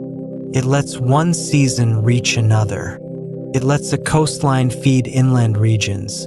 And it lets a successful hunt or harvest remain useful after the first day has passed. There is something deeply calming in this idea, that a white crystal so modest in appearance could help hold life together. A barrel of salted fish resting in a storeroom, cured meat hanging in cool air, vegetables submerged in brine, slowly changing, slowly keeping. Salt does not preserve with spectacle, preserves with patience. And because it preserves, it supports settlement. Cities do not thrive on fresh abundance alone. They need systems. They need storage. They need ways to make food reliable enough for larger populations and more complex patterns of life. Salt helped make that possible. It supported maritime trade, inland exchange, military provisioning, and household survival. It moved from salt flats, mines, coasts, and evaporation pans into kitchens, caravans, ports, and markets. Wherever food had to last, salt had work to do. That work gave it value far beyond seasoning. Today, salt is so common in many places that it can feel almost invisible. It sits in shakers, dissolves into processed foods, and is purchased with little thought. But for much of history, access to salt was a matter of geography, labor, control, and power. Some regions had easier supply. Others had to trade for it, tax it, or fight over it. Salt routes formed. Salt industries grew. Salt stores became strategic. Governments noticed. Markets depended on it. All because people needed food to last. And because they needed their bodies to endure. There is a quiet dignity in that. Salt's importance was never built on glamour. It was built on usefulness so fundamental that entire societies had to organize around it. The things that truly sustain human life are often not the things that shine most brightly. Bread, grain, water, salt, these are not extravagant. They are foundational. And perhaps that is why they feel so soothing to think about before sleep. They belong to the deep structure of life itself. Salt also changes food in a more intimate way. Even when preservation is not the goal, salt reveals flavor. It does not only make food salty, it lifts what is already there. Sweetness becomes clearer. Bitterness can soften. Depth appears. It is almost as if salt wakes food up gently, bringing hidden notes forward. This is another kind of quiet power. Not to dominate, but to make everything else more fully itself. What a strange and beautiful role that is, to be essential both in life and in taste. To preserve the fish for winter and also perfect the soup for supper. To build trade routes on one hand and improve bread dough on the other. Salt lives at both those scales effortlessly, empire and kitchen, caravan and table. That is rare. And because it lives at both scales, it gathers meaning. People have long understood, even if only intuitively, that salt is serious. Covenants, hospitality, purification, loyalty, wages, tears, sweat. Salt appears again, and again not just in food but in language, symbol, and memory. It becomes shorthand for necessity, for worth, for the hard substance of life. A world without salt would not simply taste dull. It would be structurally poorer, more fragile, less survivable. Tonight, salt invites us to imagine the old world in motion. Mules carrying loads across dry roads. Boats docking with preserved cargo. Workers scraping crystals from evaporation beds. Miners cutting into the earth for something pale and vital. Households measuring precious stores carefully. Not because salt was decorative, but because it mattered enough to hold systems together. And perhaps that is the most peaceful truth about it. Salt reminds us that history was often moved not only by ambition, glory, or invention, but by the patient management of necessity. Human beings built worlds around what they needed most. Some of those needs were warm like bread. Some were sweet like honey. Some were stimulating like cacao. And some were mineral, sharp, and almost invisible, yet powerful enough to shape how long food lasted, how far it traveled, and how securely people could live. From here, the story of salt widens even further. Because once a thing becomes this necessary, it does not remain merely useful. It enters language, economies, taxes, roads, and conflict. It helps explain why certain cities grew, why certain routes mattered, and why one tiny crystal could leave an imprint on civilization far larger than its size suggests. And that broader world is where we go next. Once salt became essential, it could no longer remain only a kitchen ingredient. It became infrastructure. It became economy. It became movement. and in some places it became power. This is one of the most remarkable things about humble substances. The more necessary they are, the larger the systems that begin to grow around them. Salt was needed in homes, but also in markets, on ships, in armies, in storage houses, in fishing communities, and in inland towns far from any natural source. That need created paths across landscapes, created labor systems, created taxes, monopolies, regulations, and wealth. A pinch of salt on the tongue may feel small, but the world built around salt was anything but small. Trade routes formed because of it. Some of them were local and steady, carts moving from saltworks to nearby settlements, boats carrying preserved fish along familiar waterways, traders crossing regional paths with mineral loads packed carefully. Others stretched farther, linking coasts to interiors, deserts to cities, mines to kingdoms.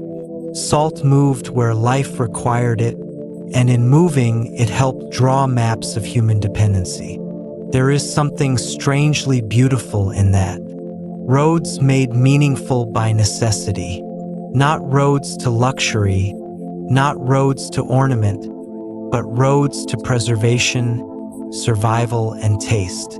Imagine a long caravan crossing dry country with loads of salt packed securely. Imagine river routes where salt traveled downstream toward markets. Imagine port cities where salt and preserved goods arrived and departed in constant quiet motion. In each case, salt is not merely cargo. It is possibility, because wherever salt goes, food can last longer. And wherever food lasts longer, human life gains a little more reach. This is one reason salt helped shape the growth of cities. A city cannot live by immediacy alone. It must be fed not just today, but tomorrow, next month, through winter, through shortage, through interrupted harvests and unstable supply. Salt helped make urban life more durable by supporting preservation and trade. It allowed food from one region to sustain another. It helped connect producers to consumers across distance. It made storage more meaningful and transport more worthwhile. In doing so, it supported the complexity that cities require. No wonder governments paid attention. When a substance becomes this necessary, rulers begin to notice who controls it. Salt could be taxed. Salt could be monopolized. Salt could be rationed, regulated, guarded, and used to generate state income. For ordinary people, that often meant the difference between easy access and hardship. For states, it meant revenue. For merchants, it meant opportunity. For smugglers, perhaps temptation. A mineral from sea or earth became part of political structure simply because people could not do without it. That gives salt a very different emotional weight from many other foods. Chocolate may be loved. Vanilla may be treasured. Honey may be admired. But salt is demanded by life in a harder way. It is this harder necessity that gave salt its unusual place in both economy and language. Even words remember it. One of the most famous examples is the often cited connection between salt and the word salary. The story is sometimes simplified in popular retellings, but the broader point remains memorable. Salt was important enough in the ancient world to become associated with compensation, value, and the substance of livelihood. Whether in exact linguistic detail or in the larger cultural imagination, the idea endures because it feels true to salt's historical role. Salt was not decorative wealth. It was workable wealth. It mattered in the practical grammar of survival. And language often keeps what history has deeply felt. Salt appears in expressions of worth, loyalty, hardship, and preservation. To be worth one's salt. To speak of the salt of the earth, to imagine tears, sweat, and labor through salt. These patterns are not accidental. They reflect centuries in which salt stood close to the body and close to the economy at once. It seasoned food, but it also seasoned thought. People lived with it so intimately that it entered metaphor almost naturally. There is something lovely in that. A substance so plain it disappears into food, also becoming a substance so important it disappears into language. Quiet things often work that way. They hold the world together without always demanding to be seen. Salt routes also helped determine which places mattered. A town near a salt deposit could gain importance beyond its size. A port with access to salt trade could prosper. A region that controlled production could extend influence. Geography becomes political very quickly when a necessity is involved. A mountain vein of salt is not just geology. A salt marsh is not just landscape. They become strategic spaces woven into trade and governance. And because strategy invites struggle, salt could also sit near conflict. Not every contest over salt became dramatic in the same way, but history offers many examples of tension where necessary resources concentrate power. If a ruler controls salt, that ruler controls part of daily survival. If a trade route for salt is disrupted, communities feel it. If taxation grows too heavy, resentment follows. Salt's importance made it useful, and usefulness so often becomes leverage. Yet even here, salt remains strangely calm to imagine. Perhaps because it never looks aggressive. It is difficult to look at a small mound of white crystals and feel the scale of roads, taxes, cities, and disputes behind it. Salt keeps its modest appearance no matter how large its influence becomes. That contrast is one of the most soothing parts of its story. It reminds us that the world is often shaped by quiet things rather than dramatic ones. At night, the image of salt can feel almost meditative. A few crystals in the palm, a line of trade animals moving slowly under the sun, a storeroom of preserved food waiting safely, a coastal flat drying under light, a miner carrying pieces cut from deep underground, a cook adding just enough to wake a pot of soup. All these belong to the same story, and that story tells us something central about civilization. People build large systems around small necessities, not around abstractions alone, but around what keeps bodies alive, homes functioning, and winters survivable. Salt stands among those necessities with unusual clarity. It gave societies a way to stretch food through time. It generated trade across space. It entered the language of value. It helped decide where people traveled, what they taxed, and how they organized life. A seasoning, yes, but also a road, a revenue stream, a symbol, pressure point, a quiet engine of history. By now, our journey has moved through foods that comfort, surprise, sweeten, preserve, and stimulate. From here, the rhythm softens again and turns toward one of the gentlest staples on earth, a food that sustains not through rarity or drama, but through repetition, continuity, and daily presence in the lives of billions. And that soft white path leads us to rice. Rice is not dramatic, and that may be exactly why it feels so deeply human. It does not usually arrive with the grandeur of ceremonial chocolate, the mystery of honey, or the historical surprise of the tomato. Rice is quieter than that, softer, more repetitive, more woven into the ordinary structure of life. For a vast part of humanity, rice is not a curiosity or a luxury, but a rhythm. A food so constant that it can disappear into the background of the day, even while it remains one of the central things keeping the day intact. That kind of importance is easy to overlook. What is eaten every day can become nearly invisible. And yet rice has nourished civilizations for thousands of years, especially across Asia and in many other regions where it became foundational to agriculture, cuisine, memory, and routine. It is one of the great staple foods of the world, not because it is flashy, but because it is dependable, adaptable, and endlessly capable of becoming part of daily life.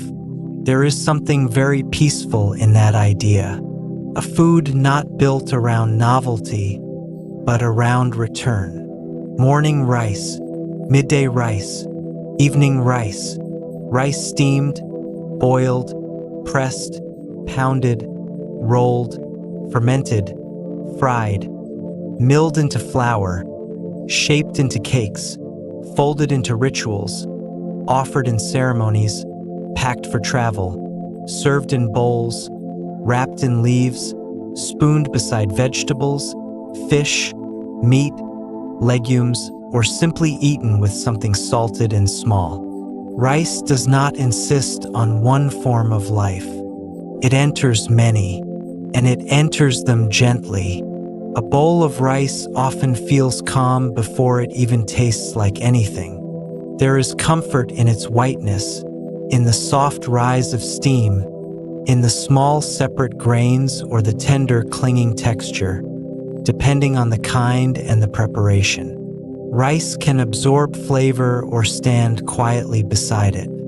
It can be the center of a meal or its quiet foundation. It can support strong sauces, fragrant broths, roasted dishes, pickles, eggs, and herbs without competing for attention.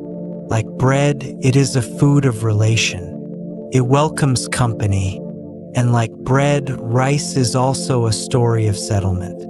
Rice cultivation shaped landscapes. It drew people into deep relationships with water, season, mud, seed, and patient repetition. In many places, growing rice required systems of flooding, irrigation, transplanting, bunding, harvesting, threshing, drying, and storing. None of this is hurried work. Rice agriculture asks for rhythm more than speed. It belongs to calendars and weather, to teamwork and inherited knowledge. It is one of those staple foods whose existence on the plate depends on generations learning how to cooperate with a demanding environment. That cooperation leaves marks on the land. Terraced hillsides, flooded paddies reflecting sky, narrow paths between plots, water channels feeding fields, seedlings moved by hand, bending bodies in rows. There are few agricultural images more meditative than rice fields. Even seen from far away, they carry a sense of repetition and calm geometry. They look almost like mirrors laid across the earth. Perhaps that is one reason rice feels so soothing in the imagination. It comes from a visual world of water and patience. Not every rice-growing landscape is tranquil, of course. The labor can be intense, the vulnerability to flood or drought very real, the dependence on climate and care absolute. But from the distance of history and bedtime storytelling, rice often appears in long cycles rather than sharp events. It is a food of continuity. Season after season, generation after generation, people return to it. And because they return to it, rice enters identity. In many cultures, to speak of eating is almost to speak of eating rice. That is how central it becomes. Not an accessory, but a default image of nourishment itself. When a food reaches that level of intimacy, it is no longer just a crop. It becomes part of language, household timing, regional pride, family habits, and emotional memory. The smell of fresh rice can mean home. The sight of a full rice jar can mean security. The texture of one kind of rice over another can become part of what a person grows up understanding as normal, proper, and comforting. Rice also teaches one of the most important lessons in food history, that greatness is often repetitive. A staple food does not need to surprise every time. This task is deeper than surprise. This task is to remain, to be there again tomorrow, to sustain children, workers, elders, festivals, morning meals, quick lunches, quiet suppers, and all the countless in-between moments that actually make up a human life. The foods that perform this task well may not always receive the most admiration, but they shape the world more profoundly than many rarities ever could. Rice does this while still allowing astonishing diversity. There is no single rice experience. Long grain, short grain, sticky rice, fragrant rice, red rice, black rice, brown rice, polished white rice, wild rice in the broader culinary sense, though botanically different, rice porridge, rice cakes, rice noodles, rice dumplings, rice wine, rice flour pastries. The world of rice is far wider than a single bowl can suggest. And yet, despite all these forms, rice retains its essential role as a stable companion, a carrier of meal structure, a grain that bends toward local need and tradition. That flexibility helps explain its reach. Rice can be simple enough for subsistence and refined enough for ceremony. It can accompany the poorest meal or the most intricate one. It can be stored, rationed, gifted, offered, and transformed. It can mark the everyday and the sacred without contradiction. Few staples move so gracefully between necessity and meaning, and in the hush of night, it is lovely to think of rice not only as food, but as routine made visible. Pot quietly steaming, a lid lifted, a small cloud rising, bowls waiting, family hands reaching, no spectacle, just return. The same return that has happened in different forms across villages, towns, farms, islands, river valleys, and cities for centuries beyond counting. This is part of what makes rice feel almost philosophical. It suggests that nourishment is not always about intensity. Sometimes nourishment is about steadiness, about the food that does not demand to be extraordinary in order to be beloved, about the grain that becomes extraordinary precisely because it is trusted every day.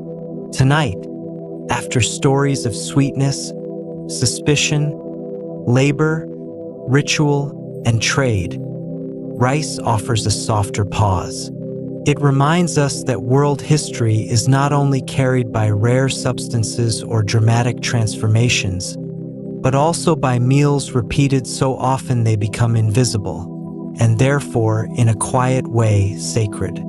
A bowl of rice may look humble, but behind it stands water management, agricultural memory, local ecology, culinary adaptation, and the daily hope that there will be enough. From here, our path shifts to another great staple, one that transformed whole populations in a different part of the world and taught equally powerful lessons about abundance, dependence, and survival. And that earthy path leads us to the potato. The potato does not look like a world-changing food. It is rough, earthy, and often a little awkward in shape. It hides underground. It arrives dusted with soil rather than glowing with color. It is not fragrant like coffee, not golden like honey, not jewel-like fruit. If anything, the potato seems almost determined to appear modest. And yet few foods have altered history so dramatically. The potato's story is one of quiet power, the power of a crop that can produce substantial nourishment, grow in difficult conditions, and fit itself into ordinary life so completely that societies begin to depend on it without always realizing how much is at stake. Like the tomato, the potato came from the Americas. For indigenous peoples in the Andes, it was already a long-known food, deeply integrated into agriculture, adaptation, and survival in high-altitude environments long before Europe encountered it. This matters because it reminds us again that foods Europeans once treated as strange were often already ancient and ordinary somewhere else. The potato did not enter history when Europe noticed it.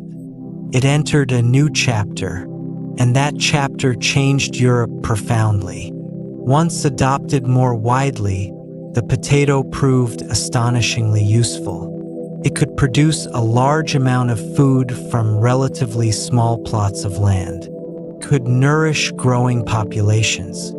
It could fit into peasant diets, family plots, and regional agriculture with remarkable efficiency. A tuber hidden in the earth was not glamorous, but it was filling. It offered calories, resilience, and a kind of dependable abundance that could alter demographic patterns over time. There is something very calming in that image. A food not celebrated for elegance, but cherished because it helps people live. Boiled potatoes, mashed potatoes, roasted potatoes, potatoes folded into soups, stews, breads, cakes, dumplings, and everyday suppers. A harvest pulled from dark soil and carried into kitchens where warmth and fullness mattered more than display. The potato belongs to that deeply human category of foods that comfort through substance. It stays with you, and because it stays with you, it changes what daily life can support. In Europe, the spread of the potato contributed to agricultural and population shifts that were enormous in scale. It gave many communities access to a crop that could provide substantial nourishment and help sustain larger numbers of people. This did not happen identically everywhere, nor all at once. But over time, the potato became one of the pillars of ordinary life in many places. What had once been an unfamiliar New World plant turned into a staple. And like all powerful staples, it carried a hidden danger: dependence. This is one of the great lessons of food history. The more useful a crop becomes, the more tempting it is to lean on it heavily. And when a society leans too heavily on one staple, vulnerability grows in the shadows of abundance. No story shows this more painfully than the Irish potato famine. In the 19th century, large numbers of people in Ireland depended heavily on potatoes, especially poorer populations for whom the crop had become a crucial basis of survival. When potato blight struck and repeated crop failures devastated harvests, the consequences were catastrophic. Hunger, disease, displacement, and death followed on a terrible scale. The potato itself was not the only factor, of course. Political conditions, inequality, land systems, and colonial structures shaped the disaster profoundly. But the famine revealed with brutal clarity how dangerous monocultural dependence can become. At night, this part of the story feels especially solemn, because it reminds us that staple foods carry emotional weight not only when they succeed, but when they fail. A crop that feeds millions can also become the point at which fragility is exposed. Food history is not only a history of comfort and ingenuity, it is also a history of risk and of what happens when nature, policy, and dependence collide. Even so, the potato's larger story is not one of failure. It is a story of usefulness so great that it reshaped continents. The same qualities that made potatoes valuable in ordinary life remain easy to understand. They are versatile. They can be stored for a time. They can be prepared in many ways. They suit humble tables and festive ones alike. They carry flavor well, but also have a comforting flavor of their own, earthy, mild, and deeply satisfying when cooked with care. A potato can become crisp, creamy, fluffy, golden, silky, or dense depending on the method. Few staple foods transform so generously. This generosity may be why the potato became beloved far beyond mere necessity. People did not only rely on it, they learned to enjoy it. That is always the final stage of a food truly settling into human life. First, it is accepted, then trusted, then inherited, then loved. And the potato, once its place was secure, entered memory that way. It became winter warmth. It became family meals. It became the filler of soups, the softness beside meat, the humble star of farm kitchens and urban tables alike. It became so familiar that its earlier foreignness almost vanished from view. There is also something quietly fascinating about how the potato continues to point toward the future. Because even after centuries of reshaping human history on Earth, it has also been studied for the possibility of cultivation in space-related contexts.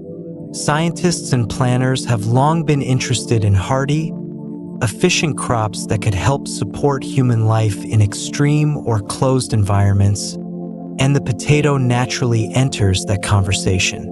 The image is almost impossible not to love. A humble tuber, once pulled from Andean soils, now imagined in relation to distant worlds and off-Earth survival. What a remarkable arc for such a modest food.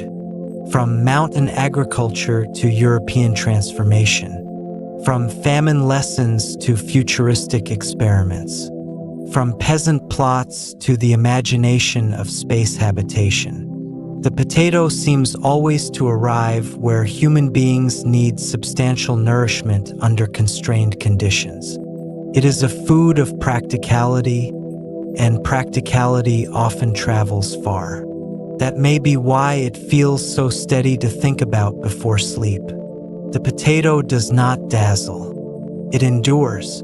It reminds us that some of the most powerful forces in history are plain enough to overlook. A rough-skinned tuber can shape demographics, expose political failure, comfort households, and even inspire thoughts of how humans might eat beyond Earth. Few ingredients contain such a mixture of humility and consequence. And perhaps that is the final gentle lesson of the potato, that nourishment is never just about what tastes pleasant in the moment. It is also about reliability, storage, adaptation, and the complicated bargain societies make with the crops that sustain them. The potato gave abundance. It also taught caution, fed. It warned, comforted, transformed. From there, our path turns toward a different kind of global routine. Not a staple eaten by the bowl or the plate, but a drink that has shaped mornings, conversations, trade, and urban culture across centuries. And that fragrant path leads us to coffee. Coffee begins, for many people, as a feeling before it becomes a taste. It is the aroma in the room before the first sip, the warmth in the cup before the mind fully wakes, the small ritual that separates sleep from morning, silence from activity, private thought from the day ahead. Few drinks are woven so deeply into modern routine. Coffee can seem almost timeless because it returns so reliably. Brewed at dawn, poured at desks, shared in cafes, carried through streets, stirred into conversation. And yet coffee, like all the foods and drinks we have drifted through tonight, has a long and wandering history hidden beneath its familiarity. Its earliest story is often traced to Ethiopia. As with many old food legends, the details blur between history and retelling, but the broader truth remains clear. Coffee's roots lie in East Africa, where the coffee plant grew and where its stimulating possibilities first entered human awareness. From there, coffee's path widened through trade, cultivation, and cultural adoption, eventually moving outward into the Arabian Peninsula and far beyond. There is something lovely in imagining that first widening. A plant known in one landscape gradually becoming a drink of the world. A seed crossing borders. A local knowledge becoming a global habit. Coffee did not spread because it was merely pleasant. It spread because it offered something distinct. Alertness, stimulation, clarity, and a social center around which people could gather. In that sense, coffee is different from many staples. Bread settles, rice steadies, honey softens, coffee awakens, and yet it awakens in a strangely calming way to think about at night. Perhaps because its rituals are so familiar. The grinding of beans, the rising steam, the dark surface catching light, the cup held in both hands. Even people who do not drink coffee often recognize the atmosphere around it. Coffee creates little islands of pause inside the day. It can accompany solitude just as naturally as conversation. It belongs to early work, late thought, long reading, brief meetings, train stations, rainy windows, and cafes where time seems to stretch more gently than elsewhere. That cafe culture is one of coffee's great historical gifts. As coffee spread, it did not remain only a beverage. It became a setting. Coffee houses emerged in different parts of the world as places of discussion, commerce, reading, debate, observation, and community. They were not identical everywhere, of course, but the pattern is striking. Coffee invited people not only to drink, but to linger. It made public indoor life feel purposeful and warm. Around coffee, ideas traveled. News circulated. Friendships formed. Business was discussed. Silence was shared. A simple cup helped shape social space. That is no small thing. Some foods build households. Coffee also helped build public rhythms. It supported the kind of wakeful gathering that belongs neither fully to the private home nor to the formal institution. A coffee house could be a threshold place, casual but important, ordinary but alive with exchange. In that way, coffee influenced culture not only through taste, but through architecture, schedule, and habit. And habit may be the best word for coffee's modern life, because coffee is not usually consumed as a rare event. It is repeated, morning after morning, cup after cup, generation after generation. It becomes tied to adulthood, work, focus, companionship, and the choreography of daily time. A person may change cities, jobs, even languages, and still know the quiet comfort of a hot cup at the beginning of the day. Few global rituals are so recognizable. Coffee's flavor, though, is anything but simple. Like chocolate, it carries darkness and depth. It can be bitter, floral, fruity, smoky, nutty, earthy, chocolatey, sharp, mellow, bright, or heavy depending on the bean, the roast, the origin, and the brew. Some coffees seem almost delicate. Others feel dense and serious. Some are softened by milk and sugar.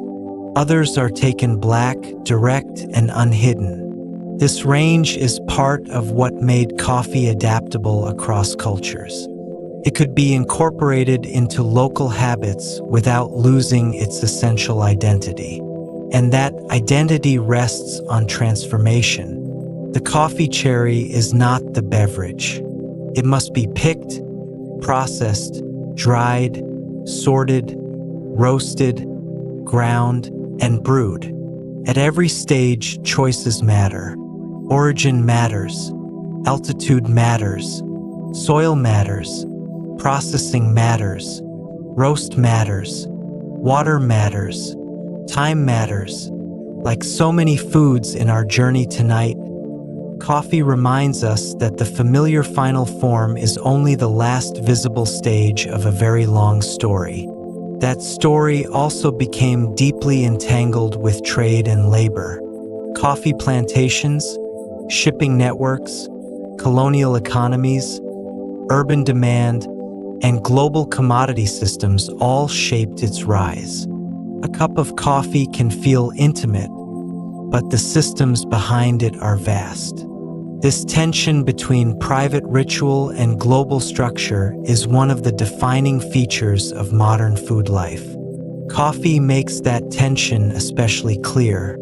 Something held quietly in the hand may be connected to mountainsides, harvest labor, ports, brokers, roasters, cafes, and whole chains of exchange that stretch across continents.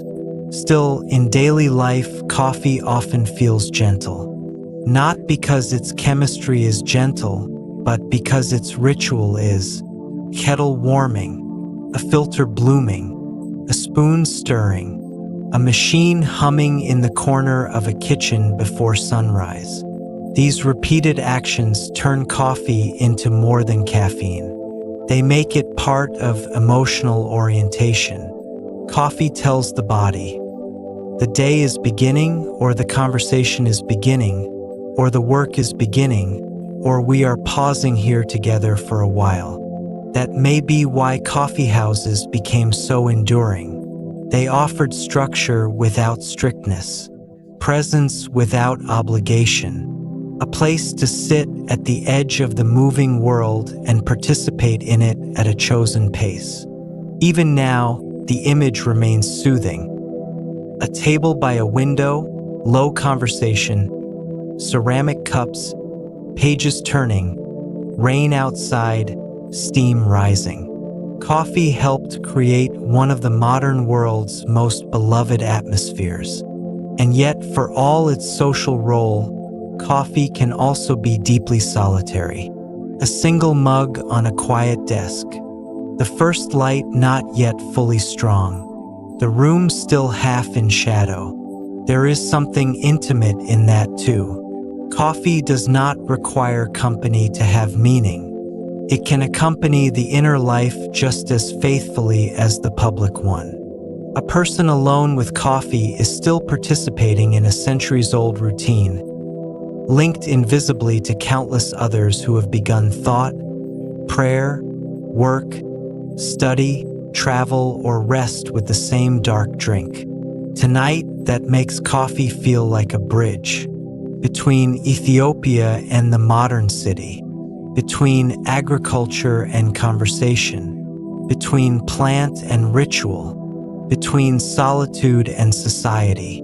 It is one of the clearest examples of how a food or drink can shape not only what people consume, but how they gather, think, and organize time.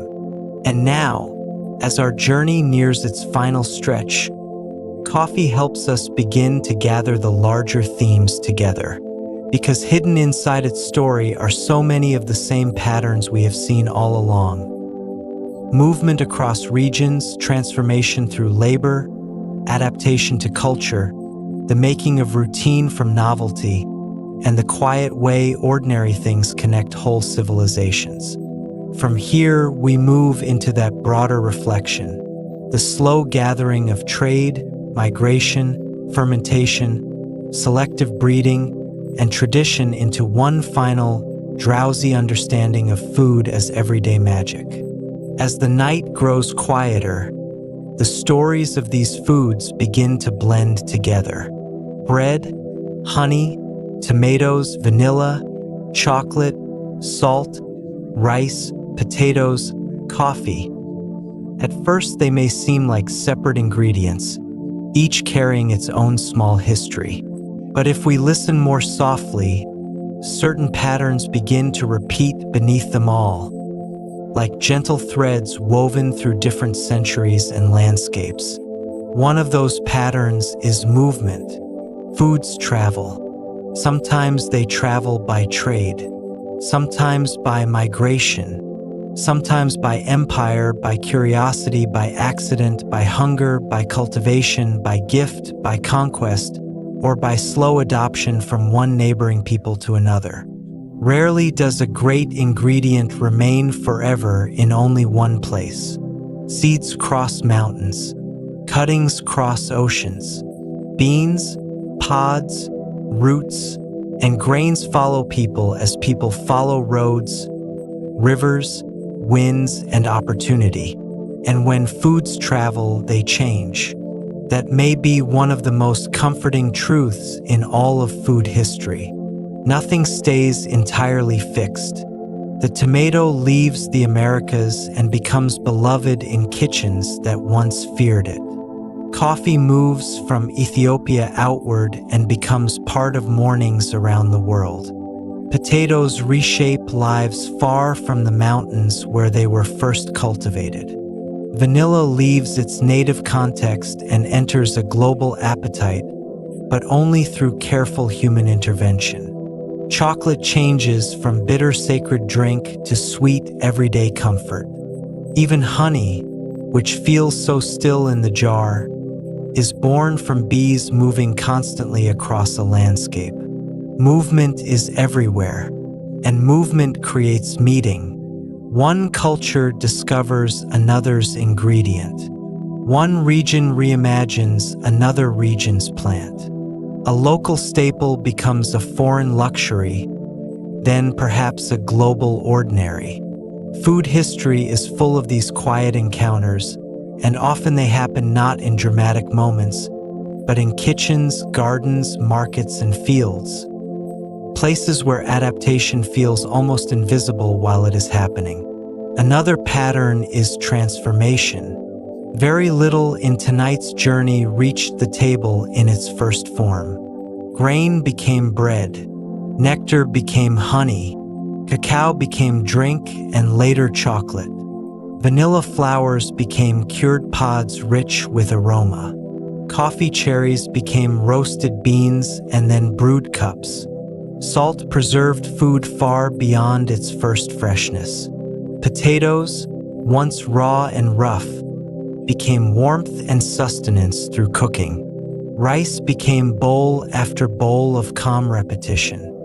Food is almost always a story of becoming.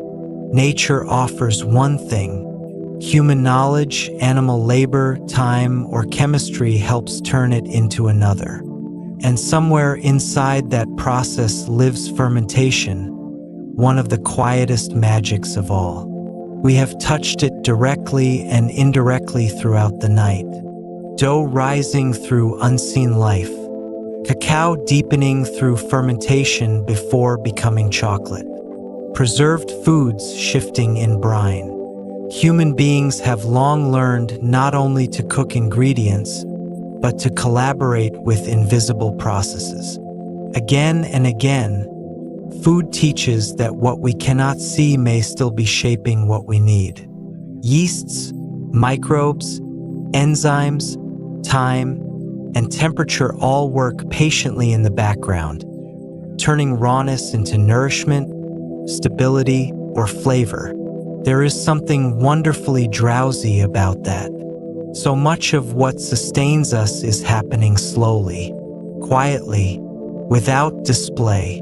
A loaf rising in dim light, pod curing over weeks, a jar resting on a shelf, beans roasting, rice steaming, honey settling. Even now, somewhere in the world, food is changing while no one watches. Another thread running through all these stories is selective breeding. That phrase can sound technical, but its meaning is intimate. Human beings have spent thousands of years noticing which plants produce more, taste better, last longer, grow larger, ripen sweeter, travel more easily, or suit a preferred texture. Over time, those preferences shape the foods themselves. Tomatoes diversify into countless forms. Rice develops into many varieties. Potatoes adapt across climates and uses. Bread grains are chosen, replanted, refined. Food does not only move through history, it is gently edited by it. This means that the ingredients we know today are not merely found. They are inherited and shaped. They carry the fingerprints of countless forgotten decisions. This seed saved, that one discarded. This fruit preferred, that one left behind. This technique repeated, that one abandoned. None of this makes food less natural. Instead, it reminds us that human culture has always participated in the living world, guiding it, responding to it, depending on it, and being changed by it in return. And then there is tradition, perhaps the softest word of all. Tradition is what happens when knowledge becomes rhythm. When a method is no longer explained every time because it has entered the hands. When a flavor becomes linked with home. When a food arrives at the table not as novelty, but as memory.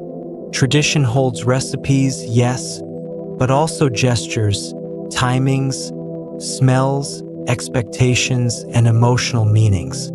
A family may forget the exact historical origin of a food and still preserve its place in life perfectly. The tomato in the sauce, the rice in the bowl, the bread at the meal, the coffee after dawn, the honey in tea, the potato in winter food. Tradition does not always carry formal history, but it carries lived history beautifully.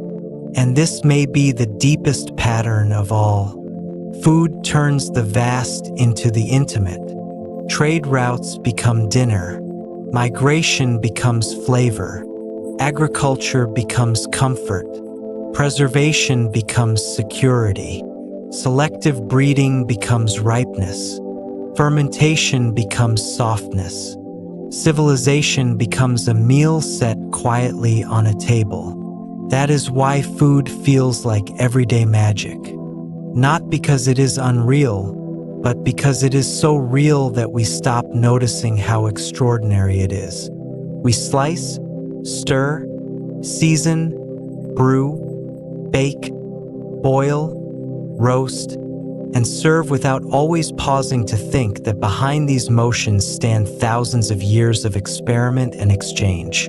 The ordinary meal is one of humanity's greatest archives. It stores journeys, climates, mistakes, discoveries, losses, and loves, and then presents them to us in edible form. Tonight, after wandering through all these ingredients, it becomes easier to feel that truth. A loaf is never only a loaf. A spoonful of honey is never only sweet. A tomato is never only red. Vanilla is never only soft. Chocolate is never only indulgence. Salt is never only seasoning. Rice is never only filler. Potatoes are never only plain. Coffee is never only a drink. Each one is carrying the long work of many lives.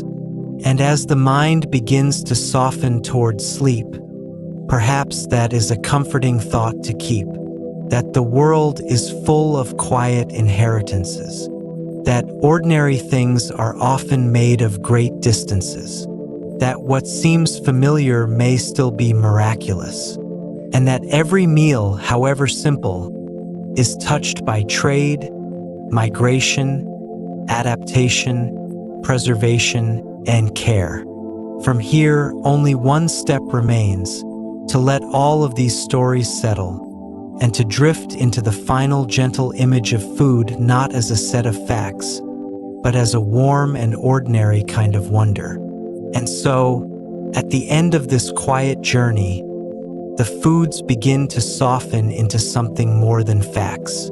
They become images: a loaf cooling on a cloth in the dimness of evening, a jar of honey catching the last gold of the light, a tomato warm from the garden and still carrying the memory of sun, a vanilla pod drying slowly, holding fragrance inside its dark, narrow length, chocolate melting from bitterness into sweetness across centuries of hands, salt scattered like pale dust, preserving what would otherwise fade, rice lifting its gentle steam from a waiting bowl, potatoes resting in a basket, humble and patient, coffee sending its aroma into the first stillness of morning. Seen one by one, each ingredient seems simple enough, but together, they begin to reveal the deeper shape of human life. Because food is never only about eating, it is about carrying seeds across borders, carrying recipes across generations, carrying memory through taste, carrying one season into another, carrying comfort into ordinary days, carrying whole histories so quietly that most of the time, we do not even notice they are there.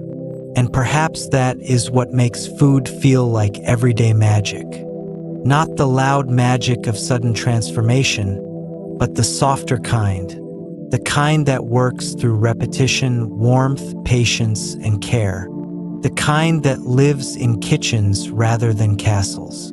The kind that asks for almost no attention, and yet has been shaping human life for longer than written memory can fully hold. Bread taught us that civilization can begin in flour, water, and fire. Honey taught us that sweetness can preserve the memory of flowers and resist the quick passing of time. The tomato taught us that fear can turn, slowly, into affection, and that what once seemed strange can become beloved. Vanilla taught us that the gentlest flavors may hide some of the most delicate labor. Chocolate taught us that sacred bitterness can soften into comfort without losing all the depth of its origins. Salt taught us that small things can build roads, store winters, and shape the fates of cities. Rice taught us the dignity of repetition, the quiet holiness of a meal that returns every day. Potatoes taught us both abundance and fragility, comfort and caution, the enormous force of a humble crop. Coffee taught us that a drink can become a ritual, and a ritual can become part of how whole societies think, gather, and begin again. All these stories, different as they are, return to one gentle truth. Human beings have always been turning the world into something they can hold. A grain into bread, a flower into sweetness, a fruit into sauce, a pod into fragrance, a bean into ceremony, a crystal into preservation, a field into routine, a tuber into survival, a seed into wakefulness.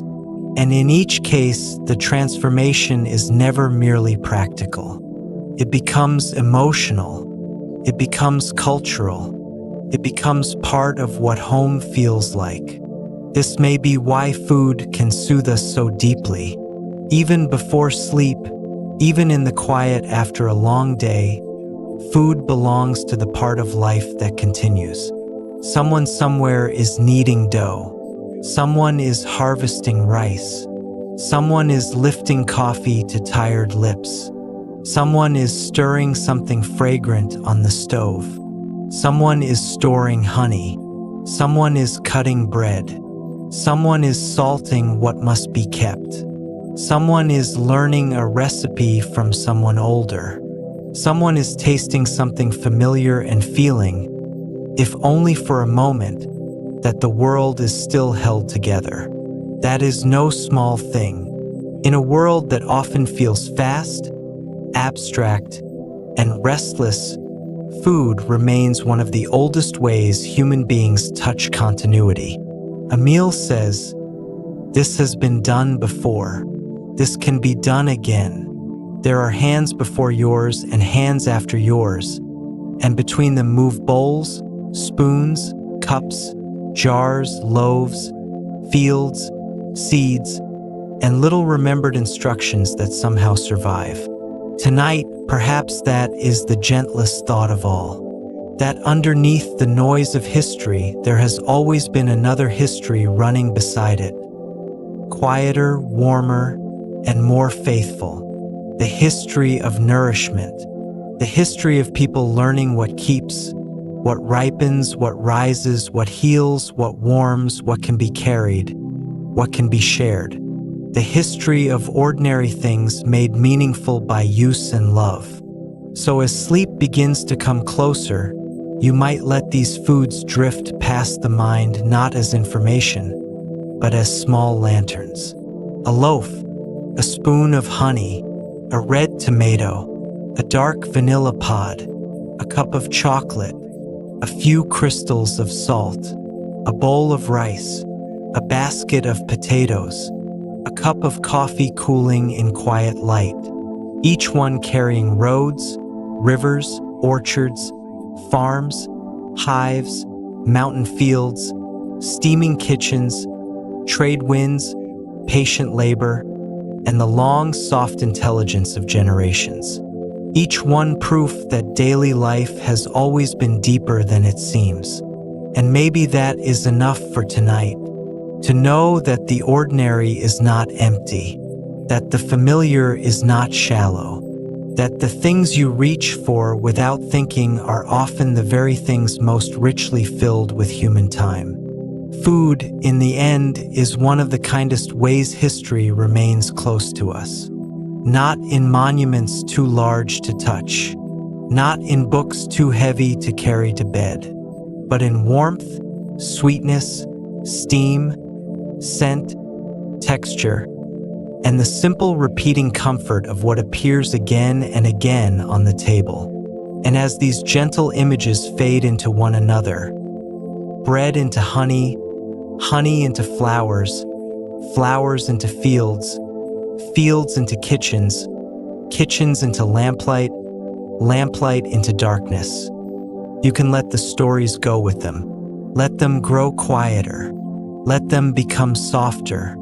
Let them turn into nothing more than the feeling that the world has always been full of hidden care. And with that feeling calm and steady, you can drift a little further into rest. Now the kitchens grow quieter. The facts begin to loosen, and the stories no longer need to stand in neat lines. They can simply drift now, as soft things do at the edge of sleep. You might imagine a table somewhere in the dark, not brightly lit, not busy, just resting in stillness. On it is a loaf of bread, cooled from the oven long ago, its crust settled, its warmth now only a memory held inside. Beside it, a small jar of honey waits in silence, thick and golden, as though it has gathered a little piece of summer and decided never to let it go. Near it lies a pinch of salt, pale as dust, quiet as moonlight, almost invisible, and yet full of old roads, old seas, old hands. Somewhere else, a bowl of rice sends up the last faint ribbons of steam. A potato rests in a basket with others like it, earthy and still, carrying the calm weight of fields and weather. A tomato glows softly in the mind, red and round, no longer feared, simply welcomed. A dark vanilla pod sleeps with its fragrance folded inside. Chocolate melts back into bitterness, then sweetness, then memory. Coffee lingers as aroma only, as the idea of warmth in a cup held gently before morning has fully begun. And all of them, these ordinary things, begin to blur into something softer than history. Trade routes become footsteps fading into the distance. Fields become color. Bee wings become a hush in warm air. Water in rice paddies becomes reflected sky. Steam becomes cloud. Flour becomes dusted light. A cup, a loaf, a spoon, a bowl. Simple shapes, quiet shapes, human shapes. There is nothing more you need to remember tonight. Not the dates, not the names of civilizations, not the routes, the labor, the chemistry, the long changes across centuries. Those can all rest now. It is enough, just for this moment, to feel that the world has always been gently full of care. That somewhere, again and again, people learned how to gather what they needed, how to preserve it, warm it, sweeten it, share it, and pass it on. That beneath history's noise there has always been this softer rhythm. Bread cooling, water boiling, seeds drying, honey settling, coffee steaming, bowls waiting. And perhaps that is why food feels so comforting in the quiet, because it belongs to continuity, to the reassuring truth that some things return.